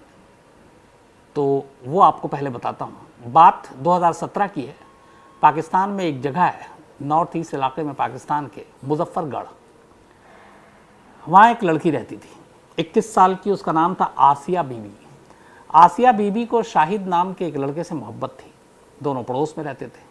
लेकिन आसिया के घर वाले शाहिद और आसिया के रिश्ते को मंजूरी देने से मना कर रहे थे। कई वजह होंगी। घर वालों ने आसिया की मर्जी के खिलाफ आसिया की शादी कहीं और तय कर दी। आसिया लगातार मना करती रही, कहती रही कि वो नहीं करेगी शादी, अपने पसंद से करेगी, लेकिन घर वाले बहुत सख्त थे। आसिया की एक नहीं सुनी और उसकी शादी किसी और से कर दी। आसिया ने शादी से पहले धमकी दी थी कि वो ये शादी ज़्यादा दिन निभाएगी नहीं और वो जिससे प्यार करती है यानी शाहिद से, उसी से शादी करेगी। घर वालों को लगा थोड़े दिन में ये मोहब्बत का बुखार उतर जाएगा। उन्होंने आसिया की शादी कर दी, लेकिन आसिया अपनी बात पर अडिग रही। शादी के बाद भी उसने अपने शौहर को अपनाया नहीं। इसके बाद कुछ दिन बीते और उसने शाहिद से संपर्क किया और उससे कहा कि मैं इसके साथ रह नहीं सकती, मुझे छुटकारा दिलाने का तरीका बताओ ताकि हम दोनों शादी कर सकें। तलाक वो लेना चाहती थी, तलाक ससुराल वाले उसके पति दे नहीं रहे थे, घर वाले भी तलाक के ख़िलाफ़ थे। आखिर में शाहिद ने उसको एक रास्ता सुझाया। उसने उसको जहर दिया और उस जहर को दूध में मिला कर दिया और कहा कि ये अपने शौहर को पिला देना। आसिया वो जहर से भरी दूध घर ले जाती है और अपने शौहर को देती है। शौहर दूध पीने से मना कर देता है। आसिया को लगता है कि उसका ये प्लान जो है वो नाकाम हो गया। वो दूध को वहीं रख देती है, उस गिलास को, और छोड़ देती है। थोड़ी देर के बाद वो भूल जाती है। इतने में उसकी सास आती है आसिया की। दूध वाला गिलास वो अपने साथ ले जाती है किचन में। इत्तेफाक से उस दिन घर में अड़ोस पड़ोस के जो रिश्तेदार थे, उनके करीबी, वो लोग घर में आए हुए थे। कुल 27 लोग घर में मौजूद थे। आसिया बीवी की सास ने लस्सी बनाई। इत्तेफाक से उसे दूध कम पड़ा और उसने देखा कि इस गिलास में दूध है। उसने पिया नहीं है, उसके बेटे ने। उसने वो दूध भी उस लस्सी में डाल दिया। इसके बाद उसने 27 लोगों को लस्सी पिला दी। थोड़ी देर के बाद लस्सी पीते ही सारे लोग लगभग मुंह से झाग आने लगा, बेहोश होने लगे। घर पूरा घबरा गया। अड़ोस पड़ोस के लोग आए, सबको अस्पताल ले जाया गया। 17 लोगों ने दम तोड़ दिया। 10 लोग अस्पताल में बड़ी मुश्किल से उनकी ज़िंदगी बचाई गई। अब एक साथ एक ही घर में 17 लोगों की मौत, खबर पुलिस तक गई। पुलिस आती है, इसके बाद जांच होती है, पोस्टमार्टम रिपोर्ट आती है तो पता चलता है कि इसमें जहर था। और इसके बाद तफ्तीश जब होती है तो फिर पता चलता है कि आसिया का नाम आता है, क्योंकि ससुराल वालों को पहले ही शक था। इसके बाद आसिया से पुलिस सख्ती से पूछताछ करती है। वो कबूल करती है कि उसे शाहिद ने जहर दूध में मिला कर दिया था। उसके शौहर ने पिया नहीं, उसने गिलास रख दिया, लेकिन उसकी सास ने उसी में को लस्सी में मिला दिया और इस तरह से इन लोगों की जान चली गई। पुलिस ने आसिया और शाहिद को गिरफ्तार कर लिया 17 लोगों के कत्ल के जुर्म में। ये पाकिस्तान के इतिहास में किसी दुल्हन के ज़रिए कत्लेआम की शायद सबसे बड़ी घटना थी। ये 2017 की थी। अब आते हैं 2021 में। लेकिन लगभग ये कहानी भी 2017 में ही शुरू हो गई थी। अफ़गानिस्तान में हमेशा उथल पुथल रहता है, तालिबान की वजह से आजकल भी है। ये कहानी अफ़गानिस्तान से ही शुरू होती है। अफ़गानिस्तान में अफ़गान शाह ज़मीन नाम का एक नौजवान रहता था। अफ़गान के हालात ठीक नहीं थे, वो पढ़ा लिखा था, सारे काम धंधे बंद थे। तो वो एक शरणार्थी के तौर पर पाकिस्तान की सरहद से, जो अफ़गानिस्तान की सीमा लगती है, वहाँ से वो पाकिस्तान में दाखिल हो जाता है और पाकिस्तान में ही वो बाज़ौर ज़िले में रहना शुरू कर देता है।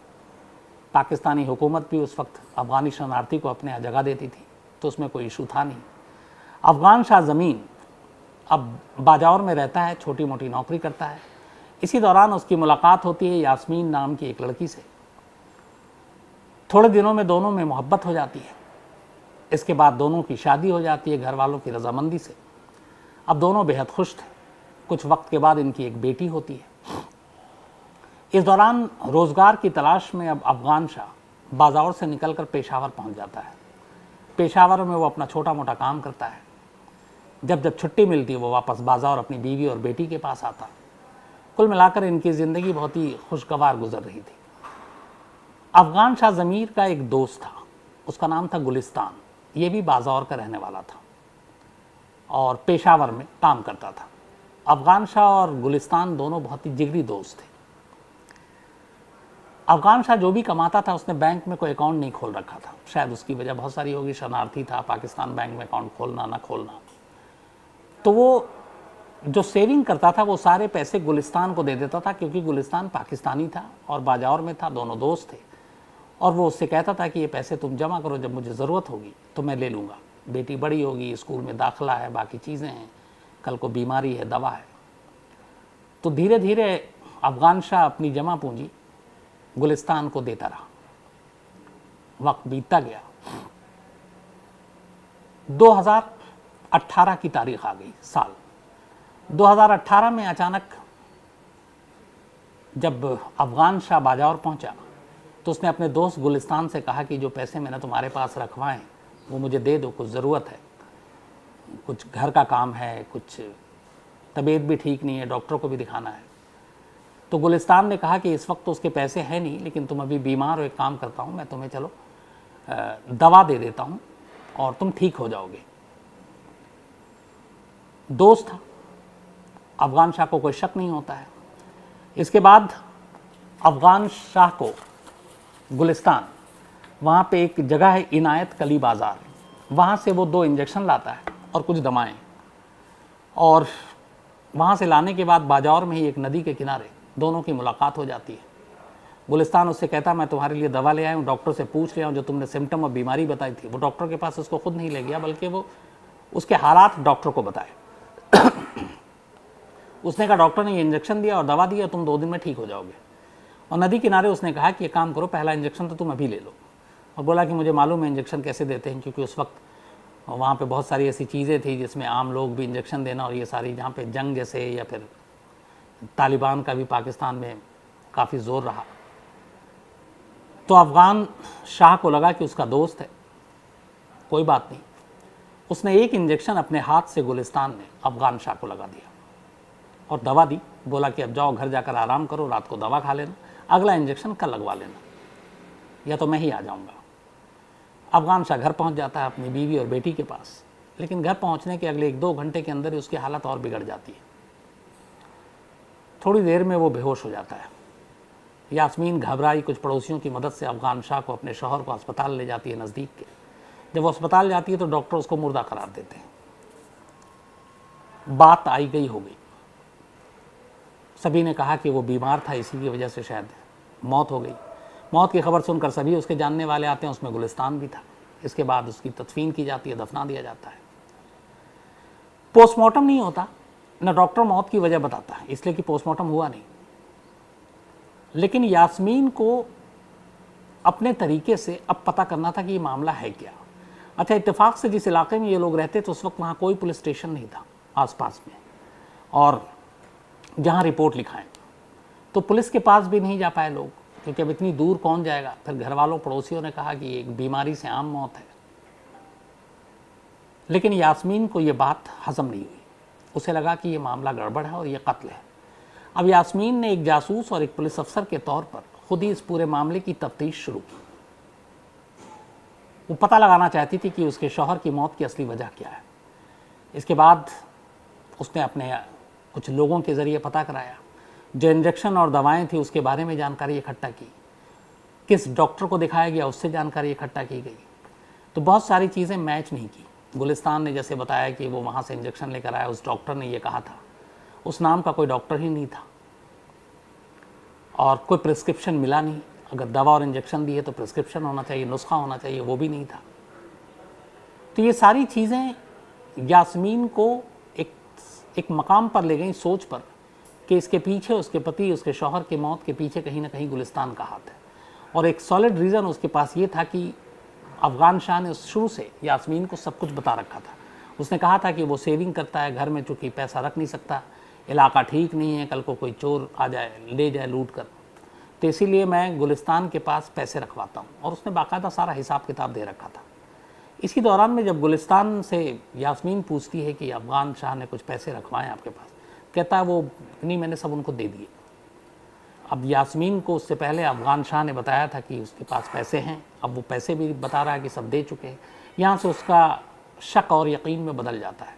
उसे लगता है, बल्कि यकीन हो जाता है कि उसके शौहर की मौत के पीछे सिर्फ़ और सिर्फ गुलिस्तान का हाथ है, और उसने एक जहर भरा इंजेक्शन उसके शौहर को लगाया था, जिसकी वजह से मौत हो गई। क्योंकि उसकी बीमारी कोई इतनी गंभीर और सीरियस नहीं थी कि अचानक मौत हो जाए। शायद पेट दर्द और ऐसी कुछ चीज़ें थी, और वो बहुत पुरानी भी नहीं थी, बस हाल में शुरू हुआ था। तो उसे लगा कि बिना डॉक्टर को दिखाए हुए, बिना प्रिस्क्रिप्शन के, बिना कंपाउंडर के खुद उसने इंजेक्शन लगा दिया एक, और दूसरा इंजेक्शन दे दिया कि ये अपने आप लगा लेना। हालांकि उस दूसरे इंजेक्शन में ऐसा कुछ नहीं था, वो नॉर्मल इंजेक्शन था, पेन किलर टाइप का। तो पुलिस स्टेशन भी नहीं था, रिपोर्ट भी नहीं लिखा, ये अपनी तरफ से तफ्तीश की, और आखिरकार यास्मीन को ये यकीन हो गया कि अफगान शाह की मौत कुदरती नहीं थी, बल्कि ये कत्ल था, और कत्ल उसके अपने दोस्त ने किया था। और इस कत्ल का मोटिव और मकसद ये था कि पैसे हड़पना, जो अफगान शाह ने अपने दोस्त के पास जमा कराए थे। जैसे ही ये सारी चीज़ें यास्मीन को दिमाग में एक यकीन के तौर पर सामने आया, वो बेचैन हो उठी। वो अपने शौहर से बहुत प्यार करती थी, अपनी बेटी से भी बहुत प्यार करती थी। उसे लगा कि वक्त से पहले उसके शौहर को उसके दोस्त ने छीन लिया, अब वो उससे बदला लेना चाहती है। कैसे ले? 6 महीने तक वो तमाम तरीके सोचने लगी कि गुलिस्तान से कैसे बदला लिया जाए। पहले सोचा कि उसे बर्बाद कर दे फाइनेंशियली, फिर सोचा कि उसके घर पे डाका डलवा दे, सारे पैसे हड़प ले ताकि वो सड़क पर आ जाए। लेकिन खुद ही वो आइडिया बनाती और खुद ही उस आइडिया को ड्रॉप कर देती, और किसी नतीजे पर नहीं पहुंची। धीरे धीरे वक्त बीतता रहा। अगले 6 महीने उसने और भी कई तरीके से सोचा, वो भी काम नहीं आया। इसी दौरान एक दिन अचानक उसे एक आइडिया आया। उसने कहा कि वो गुलिस्तान से शादी करेगी। अच्छा, अब तक इसको विधवा हुए वे करीब 1.5 साल हो चुके थे यास्मीन को। यास्मीन की एक बेटी थी, लेकिन उधर दिक्कत ये थी कि गुलिस्तान भी शादीशुदा था और उसका एक बेटा था। अब ऐसे में वो दूसरी शादी कैसे करे? यास्मीन ने किसी तरह से कुछ पैगाम, मैसेज भिजवाया गुलिस्तान तक कि तुम्हारा दोस्त था अफगान शाह, और अब मैं अकेली हूँ, बेवा हूँ, ज़िंदगी पूरी सामने पड़ी है, एक बेटी है, तो अगर तुम मुझसे शादी कर लो तो मेरी बेटी का भी जो मुस्तकबिल है, भविष्य है, वो महफूज रहेगा। लेकिन गुलिस्तान तैयार नहीं हुआ।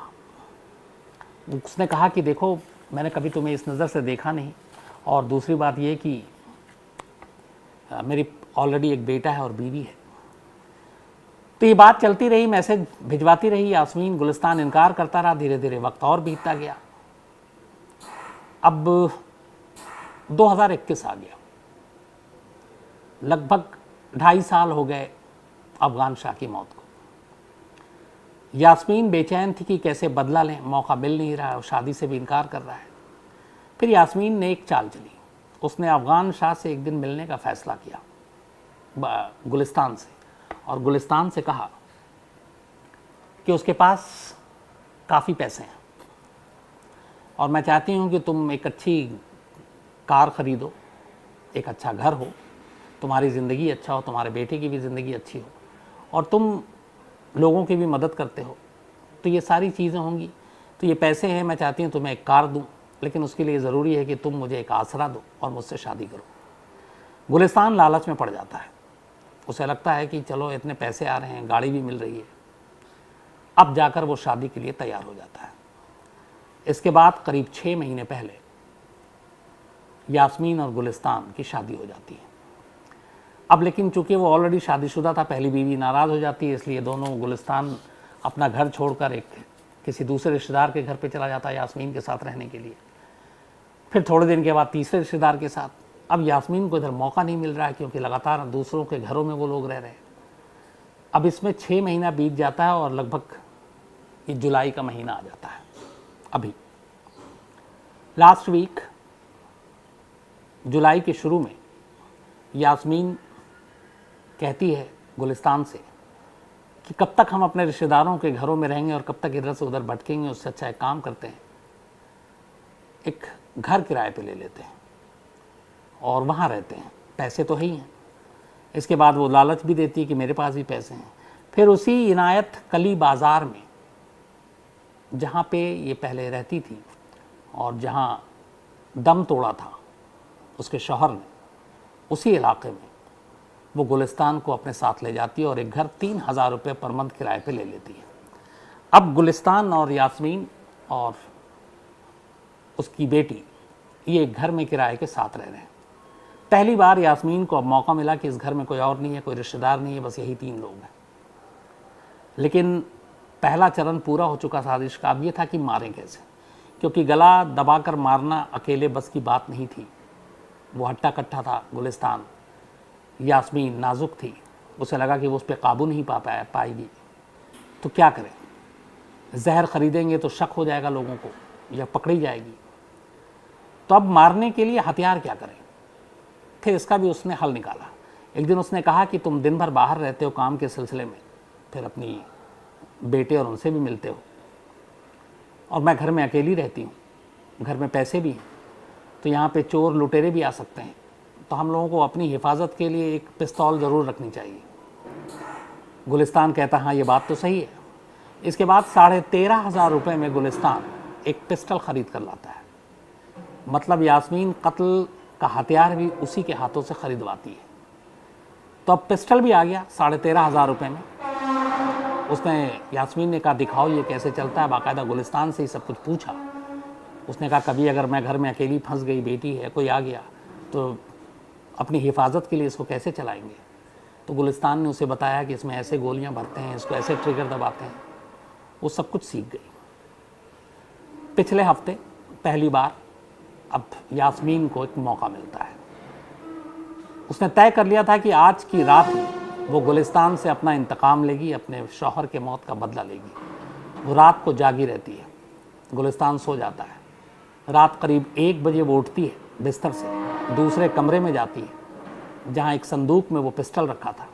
वो पिस्टल निकालती है, गोली भरती है, वापस कमरे में आती है, नींद में बेसुध गुलिस्तान की तरफ देखती है और ट्रिगर दबा देती है। लेकिन गोली नहीं चलती। वो 2-3 बार लगातार बेतहाशा पागल की तरह ट्रिगर दबा रही है, गोली चल नहीं रही है। अब वो घबरा जाती है, परेशान हो जाती है। इसके बाद वो वापस दूसरे कमरे में जाती है, फिर देखती है कि इसमें दिक्कत क्या है। फिर वो चैम्बर खोलती है, गोली चेक करती है, दोबारा गोली डालती है, फिर से वापस कमरे में आती है। अब भी गुलिस्तान सो रहा है बेसुध। इसके बाद वो बिल्कुल उसके करीब जाती है, सिरहाने जाती है और उसके सर के बिल्कुल पास पिस्टल की नाल रखकर ट्रिगर दबा देती है। इस बार गोली चल जाती है। पहली ही गोली में गुलिस्तान का काम हो चुका था। लेकिन यास्मीन नहीं रुकती। इसके बाद वो दूसरी गोली चलाती है उसके सीने पर। गुलिस्तान दम तोड़ देता है। यास्मीन उसे देखती है, उसकी नफ्स टटोलती है, दूसरे कमरे में वापस जाती है, संदूक में वापस पिस्टल रखती है, बाकी की गोलियां बाहर निकालती है और उसी बिस्तर पर आकर बैठ जाती है। ये सब कुछ हुआ था रात करीब 1 से 1:30 के दरमियान। और 1 से 1:30 के दरमियान उसी बिस्तर पर बैठकर वो लगातार अब अपने उस शौहर को देख रही है जिससे सिर्फ अपने पहले शौहर के कत्ल का बदला लेने के लिए उसने शादी की थी और 3 साल इंतज़ार किया था। और इस 3 साल के इंतज़ार के बाद आखिरकार उसका इंतकाम पूरा हुआ था। वो पूरी रात बिस्तर पर बैठी रही और इसके बाद सुबह जैसे ही सूरज की किरणें आई, वो दरवाज़ा खोलती और चीखती है कि मेरे शौहर को किसी चोर डाकू ने गोली मार दी। पड़ोसी उसकी आवाज़ सुनते हैं, पड़ोसी घर के अंदर आते हैं। इसके बाद देखते हैं खून से लथपथ लाश पड़ी हुई है गुलिस्तान की। पुलिस को फ़ोन किया जाता है। 3 साल पहले जब अफ़गान शाह की मौत हुई थी तब उस इलाके में कोई पुलिस स्टेशन नहीं था, लेकिन 3 साल के अंदर वहाँ एक नया पुलिस स्टेशन खुल चुका था। खबर सुनकर पुलिस की टीम वहाँ पहुँचती है। उस वक्त वहाँ इंस्पेक्टर थे इनायत अली, वो आते हैं, सारी तफ्तीश होती है। लेकिन उन्हें शक होता है क्योंकि अड़ोस पड़ोस के कुछ लोग देर रात तक जागे हुए थे, उन्होंने किसी को आते देखा ना जाते देखा। फिर भी वो तफ्तीश जारी रखते हैं। 2-4 दिन बीत जाता है। इस दौरान में पुलिस को पुरानी कहानी भी पता चलती है कि कैसे यास्मीन की शादी हुई थी अफ़गान शाह से, कैसे उसकी मौत हुई। पड़ोसियों से ये भी पता चला कि यास्मीन हमेशा अपने पति, अपने शौहर की मौत के लिए गुलिस्तान को ही जिम्मेदार मानती थी। तो पुलिस का माथा ठनका कि जिसे वो अपने शौहर का कातिल मानती थी उससे उसने शादी क्यों की। इसके बाद धीरे धीरे छानबीन के बाद आखिरकार पुलिस को तलाशी में संदूक से वो पिस्टल मिली जिससे गोली चली थी। उस पिस्टल से चली गोली और जो खोखे बरामद हुए उसको टेस्ट के लिए भेजा गया। फॉरेंसिक रिपोर्ट आई, गोली मैच कर गया। इसका मतलब था कि गोली घर के अंदर ही चलाई और घर के अंदर से जो चलाने वाला था वो घर का ही था। अब पुलिस ने यास्मीन से सख्ती से पूछताछ की। बहुत ज़्यादा सख्ती करने की ज़रूरत ही नहीं पड़ी। यास्मीन ने एलानिया ये एक्सेप्ट किया कि हाँ, मैंने ही गुलिस्तान को मारा है, क्योंकि मुझे अपने शौहर की मौत का बदला लेना था और अपने शौहर के कत्ल का बदला लेने के लिए ही मैंने गुलिस्तान से शादी की। 3 साल इसकी मौत का इंतज़ार किया। आज मेरा इंतज़ार और इंतकाम दोनों पूरा हुआ। इसके बाद यास्मीन को जेल भेज दिया गया।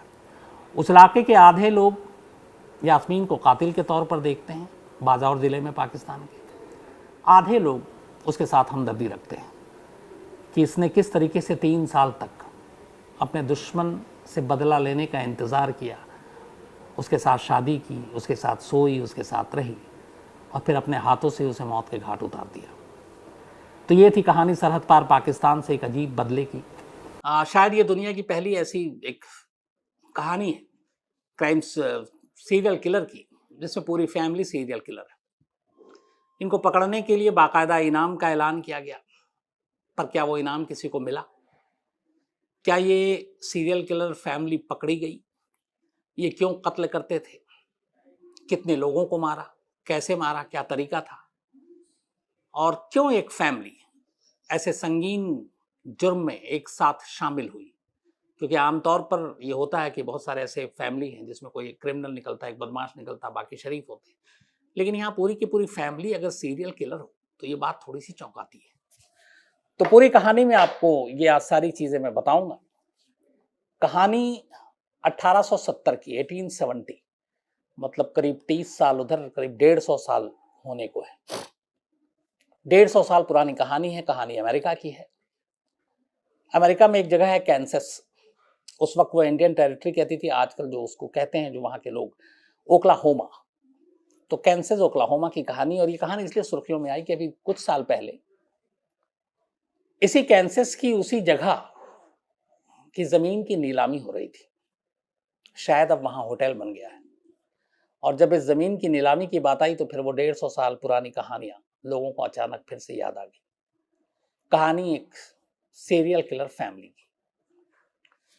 1870-1850 के दरमियान में दुनिया में बहुत कुछ उथल पुथल था। बहुत सारे लोग एक जगह से दूसरे जगह जा रहे थे अलग अलग वजहों से। तो यूरोप के बहुत सारे लोग अमेरिका पहुंच रहे थे और ये ज़्यादातर बिजनेसमैन थे, व्यापारी थे, ट्रैवल कर रहे थे। तो बहुत सारे लोग अमेरिका पहुंचे।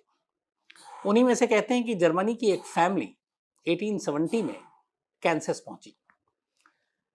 अब वहां जो लोग पहले से रह रहे थे तो उन लोगों ने हालांकि ना उनका स्वागत किया, ना ये भी है कि उनसे मुंह फेरा। उन्हें लगा एक नया पड़ोसी है, ठीक है, रहने दो। तो ये लोग बिजनेसमैन फैमिली थी, वहां पहुंची। और कहते हैं कि उस वक्त, उस जमाने में उन्होंने करीब 160 एकड़, 160 एकड़ की एक बहुत खूबसूरत सी जगह थी जिसमें उन्होंने खेती के लिए जमीन यूज किया, फल को लगाया, उसमें सेब के फल लगाए, पेड़ लगाए और एक 2 रूम का छोटा सा वो बनाया घर। इस फैमिली में कुल 4 लोग थे। इनमें सबसे जो बड़े फैमिली के मुखिया थे वो थे जॉन ब्लेंडर्स। जॉन बेंडर्स की उम्र उस वक्त करीब 60 साल थी। जॉन बेंडर के अलावा उनकी पत्नी केट बेंडर्स, उनकी उम्र 55 साल थी और उनके 2 बच्चे थे, एक जॉनी जिसकी उम्र 27 साल और एक बेटी केट बेंडर्स जिसकी उम्र 24 साल। तो ये 4 लोग आकर कैंसस में बस जाते हैं। जिस जगह पे इन्होंने ये अपना एक घर बनाया हट टाइप का, उसके रास्ते से होकर उस जमाने में ज्यादातर लोग जो ट्रैवल करते थे घोड़ों का इस्तेमाल करते थे और बाकी इस तरीके की चीजें, मोटर गाड़ियां और ये सब शायद नहीं थी। तो ये लोग वहां बस जाते हैं और रहना शुरू कर देते हैं। 1870 में आते हैं। 70 के बाद 71, 72, 3 साल ये वहां पे रहते हैं। इन 3 साल में एक अजीब चीज होती है। इस कैंसस के इलाके में जहां पे 160 एकड़ के एक इलाके में ये लोग, ये 4 फैमिली रह रही थी, उस तरफ बहुत सारे लोग गायब होने शुरू हो जाते हैं। अच्छा, इस फैमिली में जो जॉन बेंडर्स थे उनको अंग्रेजी बोलना ही नहीं आता था, जर्मनी से आए थे। उनकी वाइफ टूटी फूटी अंग्रेजी बोलती थी, लेकिन बेटी जो थी केट, वो फर्राटेदार अंग्रेजी बोलती थी। और इन चारों के बारे में ये था कि जो बेटी थी और वाइफ थी, ये दोनों बहुत ही रिलीजियस थे, और इनके बारे में ये भी था कि ये आत्माओं से, मुर्दों से बात करते हैं, स्पिरिचुअल हैं। और इनका ये था कि मुर्दों से बात करने के अलावा ये आत्माओं से बात करके बहुत सारी चीज़ों, बहुत सारी पहेलियों को भी सुलझा देते हैं। तो ये बात सारी पड़ोसियों तक भी फैली थी, और शाम होते ही ये लोग अपने काम पे लग जाते थे इसी तरीके की स्पिरिचुअल चीज़ों में। तो इस बीच में कई लोग गायब होने शुरू हो गए। लोगों ने कई बार ढूंढा, उस इलाके में आए, पूछा, बेंडर्स फैमिली से भी पूछा। उन्होंने कहा इस तरफ से कारवां लोगों का गुजरता है, वो आए चले गए, हमें नहीं मालूम। बाकी ने भी किसी ने नहीं बताया। जहां पे बेंडर्स फैमिली का घर था ये, इसके बाद से फिर बाकी घर कम थे, फिर वो बिल्कुल सन्नाटा था। नदी थी, सड़क थे, तो आगे गुजर जाते। तो कुल मिलाकर आखिरी जो विटनेस होता वो बेंडर्स फैमिली एक तरह से होता, किसी भी कारवां के गुजरने के, मुसाफिर के गुजरने के। अच्छा, इन्होंने क्या किया था कि जो दो इन्होंने घर बनाए वो बड़ा अजीब सा था। उसको अगर एक बार आदमी जाए तो देखने में लगेगा कि एक रूम है, लेकिन उन्होंने एक फॉल्स बल्कि दीवार टाइप की बना रखी थी, और उसके पीछे एक दूसरा कमरा था। फिर उन्होंने क्या किया कि, और रोजी रोटी रोजगार का कोई साधन था नहीं, सब्जियां वब्जियां लगाते थे, फल उगाते थे। तो कई ऐसे मुसाफिर गुजरते, तो इन्होंने उसी जगह पे एक दो टेबल डालकर तो उनके लिए खाना, नाश्ता, ड्रिंक वो कर लिए। मतलब एक छोटा मोटा रेस्टोरेंट टाइप कि लोग आए यहाँ पे, अगर उनको भूख लगी कुछ खाएं, तो इससे उनकी जिंदगी चलेगी। तो आते थे मुसाफिर, खाते थे, चले जाते थे। लेकिन इस दौरान में अचानक लोग गायब होने लगे। अब दूर दूर से लोग पूछने आने लगे, लेकिन कोई पता नहीं चलता। इसी दौरान में बात अप्रैल 1873 की है। अप्रैल 1873, एक कर्नल अलेक्जेंडर एम यॉर्क नाम के शख्स, ये यूएस मिलिट्री में कर्नल थे, और उनके एक और भाई थे। ये फैमिली बहुत ही पहुंच वाली थी, जो कैंसस में सेनेटर थे। और इन दोनों का एक और भाई था, doctor William York. Doctor William York कुछ दिन पहले अपने घर से निकले थे, और फिर वो घर नहीं लौटे, जबकि उनको एक हफ्ते के अंदर लौट आना था। अब जब वो नहीं लौटे तो उनके दोनों भाई परेशान हो गए। दोनों भाई ताकतवर, एक सेनेटर, एक मिलिट्री में कर्नल। तो उन्होंने कहा कि हमें इनको ढूंढना चाहिए। उन्होंने ढूंढने का फैसला किया, इधर उधर भटकते रहे। कहते हैं करीब दर्जन भर लोगों को लेकर उन्होंने उस जमाने में अपने भाई को ढूंढना शुरू किया। जहां तहां गए, नहीं मिला। रास्ते भी कई खतरनाक थे। फिर बाद में करीब 100 लोगों की टीम बनाई। उससे पहले उन्होंने पुलिस और बाकी जगह भी इन्फॉर्म किया, लेकिन भाई उनका कर्नल आर्मी से छुट्टी लेकर आया। सेनेटर भी उसकी मदद में लगे, और दोनों ने ढूंढना शुरू किया। 100 लोगों की टीम के साथ आसपास के तमाम इलाकों में भेजा। ढूंढते ढूंढते एक रोज अप्रैल 1873 में कर्नल अलेक्जेंडर एम यॉर्क, जो कि कर्नल थे, वो कैंसस के इस इलाके में पहुंच जाते हैं जहां बेंडर्स फैमिली रहती थी। और वो तमाम लोगों से पूछताछ करते हैं, और पूछताछ करते करते कर्नल आखिरकार बेंडर्स फैमिली के घर के बाहर पहुंच जाता है। उसके बाद वो तस्वीर दिखाता और पूछता है कि इस तरह के हुलिया के लोग और आपने ऐसे देखे? बेंडर्स फैमिली के चारों लोग मौजूद थे। उनमें से उसकी पत्नी कहती है कि हाँ, हमने इनको देखा था कुछ वक्त पहले, यहाँ शाम को आए थे, लेकिन फिर वो चले गए आगे। आस पड़ोसियों से भी पूछा, कोई पता नहीं। फिर किसी पड़ोसी ने बताया कि इस फैमिली में से जो इनकी बेंडर्स की वाइफ है, ये थोड़ी स्पिरिचुअल है, और ये कहते हैं मुर्दे और ये सारे लोगों से भी बात करती है, और ये जो गायब चीजें हैं उनके बारे में भी पता कर सकती है। तो कर्नल को भरोसा नहीं हुआ, फिर भी वो मिसेस बेंडर के पास गई, और उसने मिसेस बेंडर से पूछा।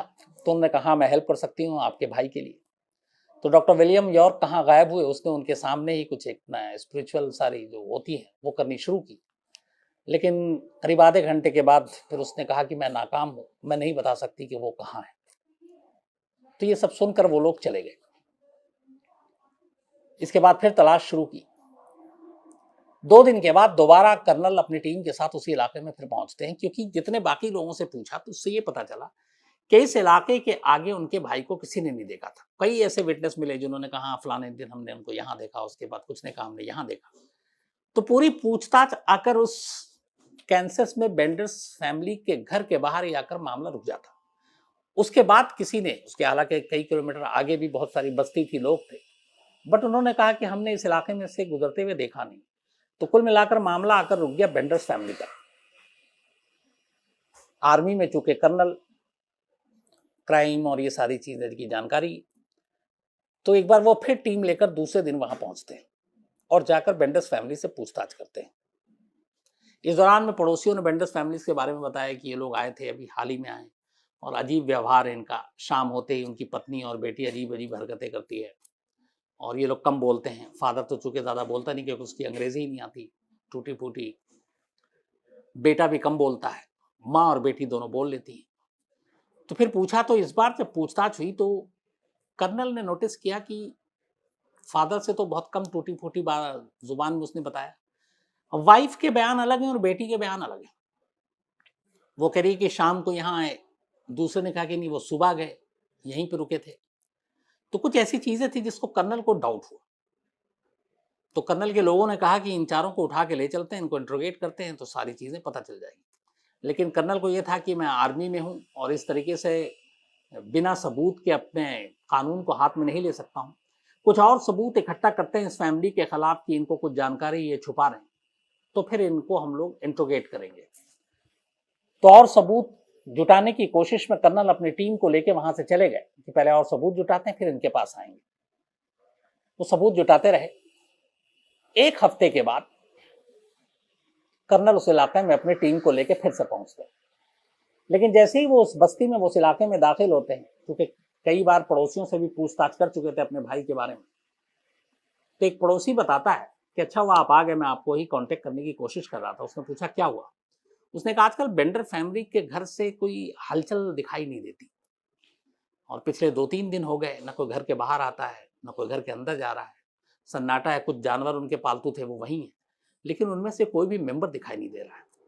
ये सुनकर कर्नल को थोड़ा मतलब लगा कि ये क्या मामला, अचानक कहीं गायब तो नहीं हो गया, भाग तो नहीं गया। इसके बाद कर्नल और उनकी पूरी टीम उस घर में दाखिल होने का फैसला करती है, कुछ पड़ोसियों को लेती हैं और उसके बाद अब बेंडर्स फैमिली के घर में पहली बार कर्नल की टीम एंट्री करती है। अंदर दाखिल होती है, दरवाजा खोलती है तो कमरे में घुसती अजीब सी बदबू आती है। बड़े ध्यान से वो देखते हैं तो फर्श पे और दीवार पे कई जगह पे मिट्टी, और मिट्टी भी कुछ कुछ गीला। फिर उन्होंने ध्यान से देखा तो असल में वो खून के धब्बे थे। अब उस कमरे में टेबल और बाकी चीजें और कुछ दिखाई नहीं दिया। इसी दौरान में उन खून के धब्बे की तलाश करते करते एक जगह पे उनको अचानक लगा कि यहाँ पे ये फॉल्स दीवार है, ये दीवार जानबूझ के बनाई गई है। फिर उसको टटोला गया तो असल में एक दरवाजा था जो दूर से लगता था कि दीवार है और उसके पीछे कुछ है ही नहीं। और उस दरवाजे को जब खोला गया तो पता चला इसके पीछे एक और कमरा है। वो उस कमरे में दाखिल हुए, उस कमरे में भी अजीब सी स्मेल, बदबू और वहां खून के छींटे, लेकिन और कुछ मिला नहीं। अब खून के छींटे कैसे, क्यों इस घर में, और बेंडर्स फैमिली कहाँ गायब हो गया, ये सारी चीजें अभी समझ में नहीं आ रही थी। फिर कर्नल की टीम ने लोकल पुलिस को इन्फॉर्म किया, पुलिस की टीम पहुंची। अब उस दूसरे कमरे के पीछे पूरा गार्डन था जिसमें सब्जियां और फल ये सारे उगाए गए थे। 160 एकड़ का पूरा इलाका था बेंडर्स फैमिली के पास। पीछे जाते हैं तो सेब के सारे पेड़ थे। दरवाजे के ठीक बाहर निकलते ही पहली जगह पे जो सेब का पेड़ उन्होंने देखा, उन्हें लगा कि यहाँ पे मिट्टी कुछ उखड़ी हुई है और ये ऐसे कहीं पे गड्ढा खोदा गया, ताज़ा दिख रहा है। उन्होंने उस जगह की खुदाई की। जब खुदाई की तो उसके अंदर से एक लाश मिली। सर पे गहरा चोट, लेकिन सर धड़ से अलग, गड्ढे के अंदर दफना दिया गया था। कपड़ों से और बाकी चीजों से पता चला कि डॉक्टर विलियम यॉर्क की लाश है। अब कर्नल और उनके भाई सदमे में, उनके भाई की लाश पड़ी थी और बहुत ही बेरहम तरीके से मारा गया था। इसके बाद अब उन्हें डाउट हुआ, फिर उन्होंने देखा तमाम सेब के पेड़ जो थे वो उसी तरीके से, कुछ ताजे कुछ अजीब। तो उन्होंने सबकी खुदाई करने का फैसला किया। अब तमाम लोग भी, भीड़ भी आ गई। उसके बाद जैसे जैसे सेब के पेड़ की खुदाई करनी शुरू की गई टोटल 10 लाशें और मिली। 11 लाश पेड़ के नीचे, सेब के पेड़ के नीचे दफन थी। उनमें से एक लाश ही सिर्फ ऐसी थी जिसका गला जो है सर धड़ से अलग नहीं था, बाकी 10 लाशें उनका सर और धड़ अलग था और उसको दफना दिया गया था। वो इकलौती लाश जिसका सर अलग नहीं किया गया था, वो एक बच्ची की लाश थी, करीब 7 साल की। और उसको देखकर फिर बाद में पता चला कि उस बच्ची की लाश के साथ एक और लाश भी दफन थी उसी में, शायद उसे जिंदा दफनाया गया था। अब ये सारी लाशें निकली, हंगामा मच गया। अब इस दौरान में बेंडर्स फैमिली की खोज शुरू हुई। बेंडर्स फैमिली का कोई सुराग नहीं। अब कैंसस पुलिस और बाकी लोगों ने सब वहां पे जो पता चला, फिर अलग अलग बड़े शहरों से, न्यूयॉर्क तक से मीडिया की टीम पहुंची उस वक्त, और उन्होंने इन खबरों को उठाया। और जिस तरीके से, तो ये सारी चीजें अब मीडिया में आने लगी, लेकिन बेंडर्स फैमिली का कोई सुराग नहीं मिल रहा था। शुरू में $20,000 का इनाम रखा गया उन चारों के ऊपर, फिर इस इनाम को बढ़ाकर 40,000 किया गया, फिर इसको बढ़ाकर 60,000 किया गया, लेकिन कोई सुराग नहीं मिला। इस दौरान में तमाम टीमें लगी, तमाम डिटेक्टिव लगे, खुद कर्नल और उनके भाई भी अपनी तरफ से कोशिश में लगे रहे कि इनको ढूंढा जाए। कई जगहों पे सबूत भी मिला कि हाँ ये 4 फैमिली यहाँ से गुजरी, लेकिन उसके बाद आगे जाकर कोई नामो निशान नहीं मिला। उसके बाद ये पता करने की कोशिश की गई कि आखिर ये लोग थे कौन। तो फिर कहानी सामने ये आई कि जॉन बेंडर्स जर्मनी का रहने वाला था। इसकी शादी जर्मनी में हुई थी। शादी के बाद बाकी जैसे बिजनेसमैन थे वो अलग अलग देशों का रुख कर रहे थे अच्छी जिंदगी जीने के लिए, तो ये भी वहां से निकला और फिर ये अमेरिका पहुंच गया और कैंसस में आकर रुका। यहाँ इसने 160 एकड़ की जमीन खरीदी, एक छोटा सा वो बनाया, लेकिन आमदनी का कोई और जरिया नहीं था।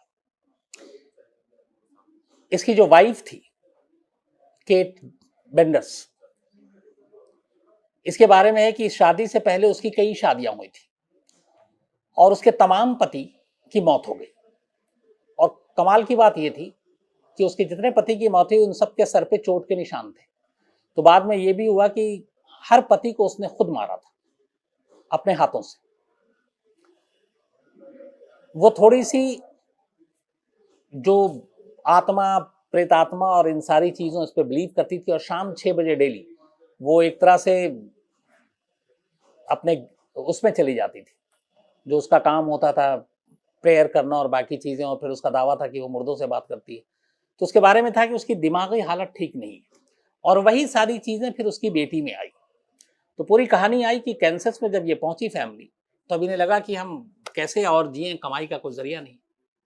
तो इस दौरान में पहली बार एक मुसाफिर वहां से गुजर रहा था। तो मुसाफिर थका हुआ था, शाम का वक्त था, उसने देखा कि ये लोग यहाँ पर हैं। दूर दूर में घर हुआ करता था। तो मिसेस बेंडर्स ने देखा, उसने पूछा, उसने कहा आइए आप। तो उन्होंने कुछ उसको सर्व किया, स्नैक्स ड्रिंक्स दिया, उसने पैसे दिए। वो कुर्सी पे बैठा हुआ था और उसके पास अच्छे खासे सामान भी थे। मिसेस बेंडर्स और उनकी बेटी उस मुसाफिर का ध्यान अपनी तरफ खींचे हुए वो उनको सारी बातें बता रही और पूरी लगन और मगन से वो उनको सुन रहा है। तभी पीछे से जॉन बेंडर्स आते हैं, घर के मुखिया, और एक हथौड़ा था उनके पास। वो हथौड़े से 3 वार करते हैं उसके सर पर, उस मुसाफिर के। मुसाफिर मर जाता है। इसके बाद बेटा आता है, बेटा गला काटता है।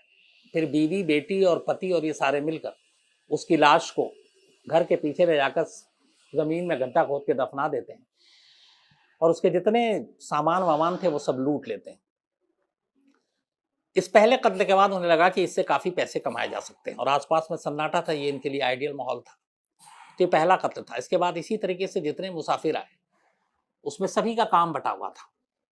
माँ मुसाफिर को रिझाती, अंदर बुलाती और उससे वो सारे कि कैसे मुर्दों से भी बात की जा सकती है और बहुत ही अच्छे से उसको सब कुछ बताती।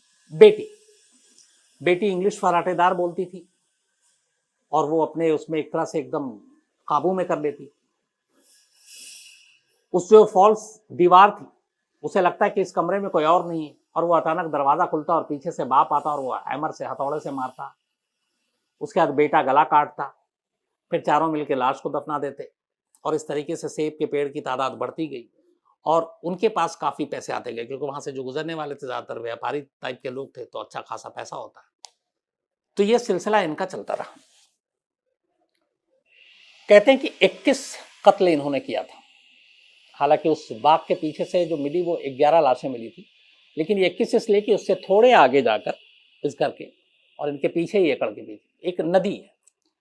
तो एक बार एक मुसाफिर ने, जब ये विलियम यॉर्क को ढूंढा जा रहा था और जब बेंडर्स फैमिली भाग गई, तो फिर उस नदी में भी कुछ लाशें मिली थी।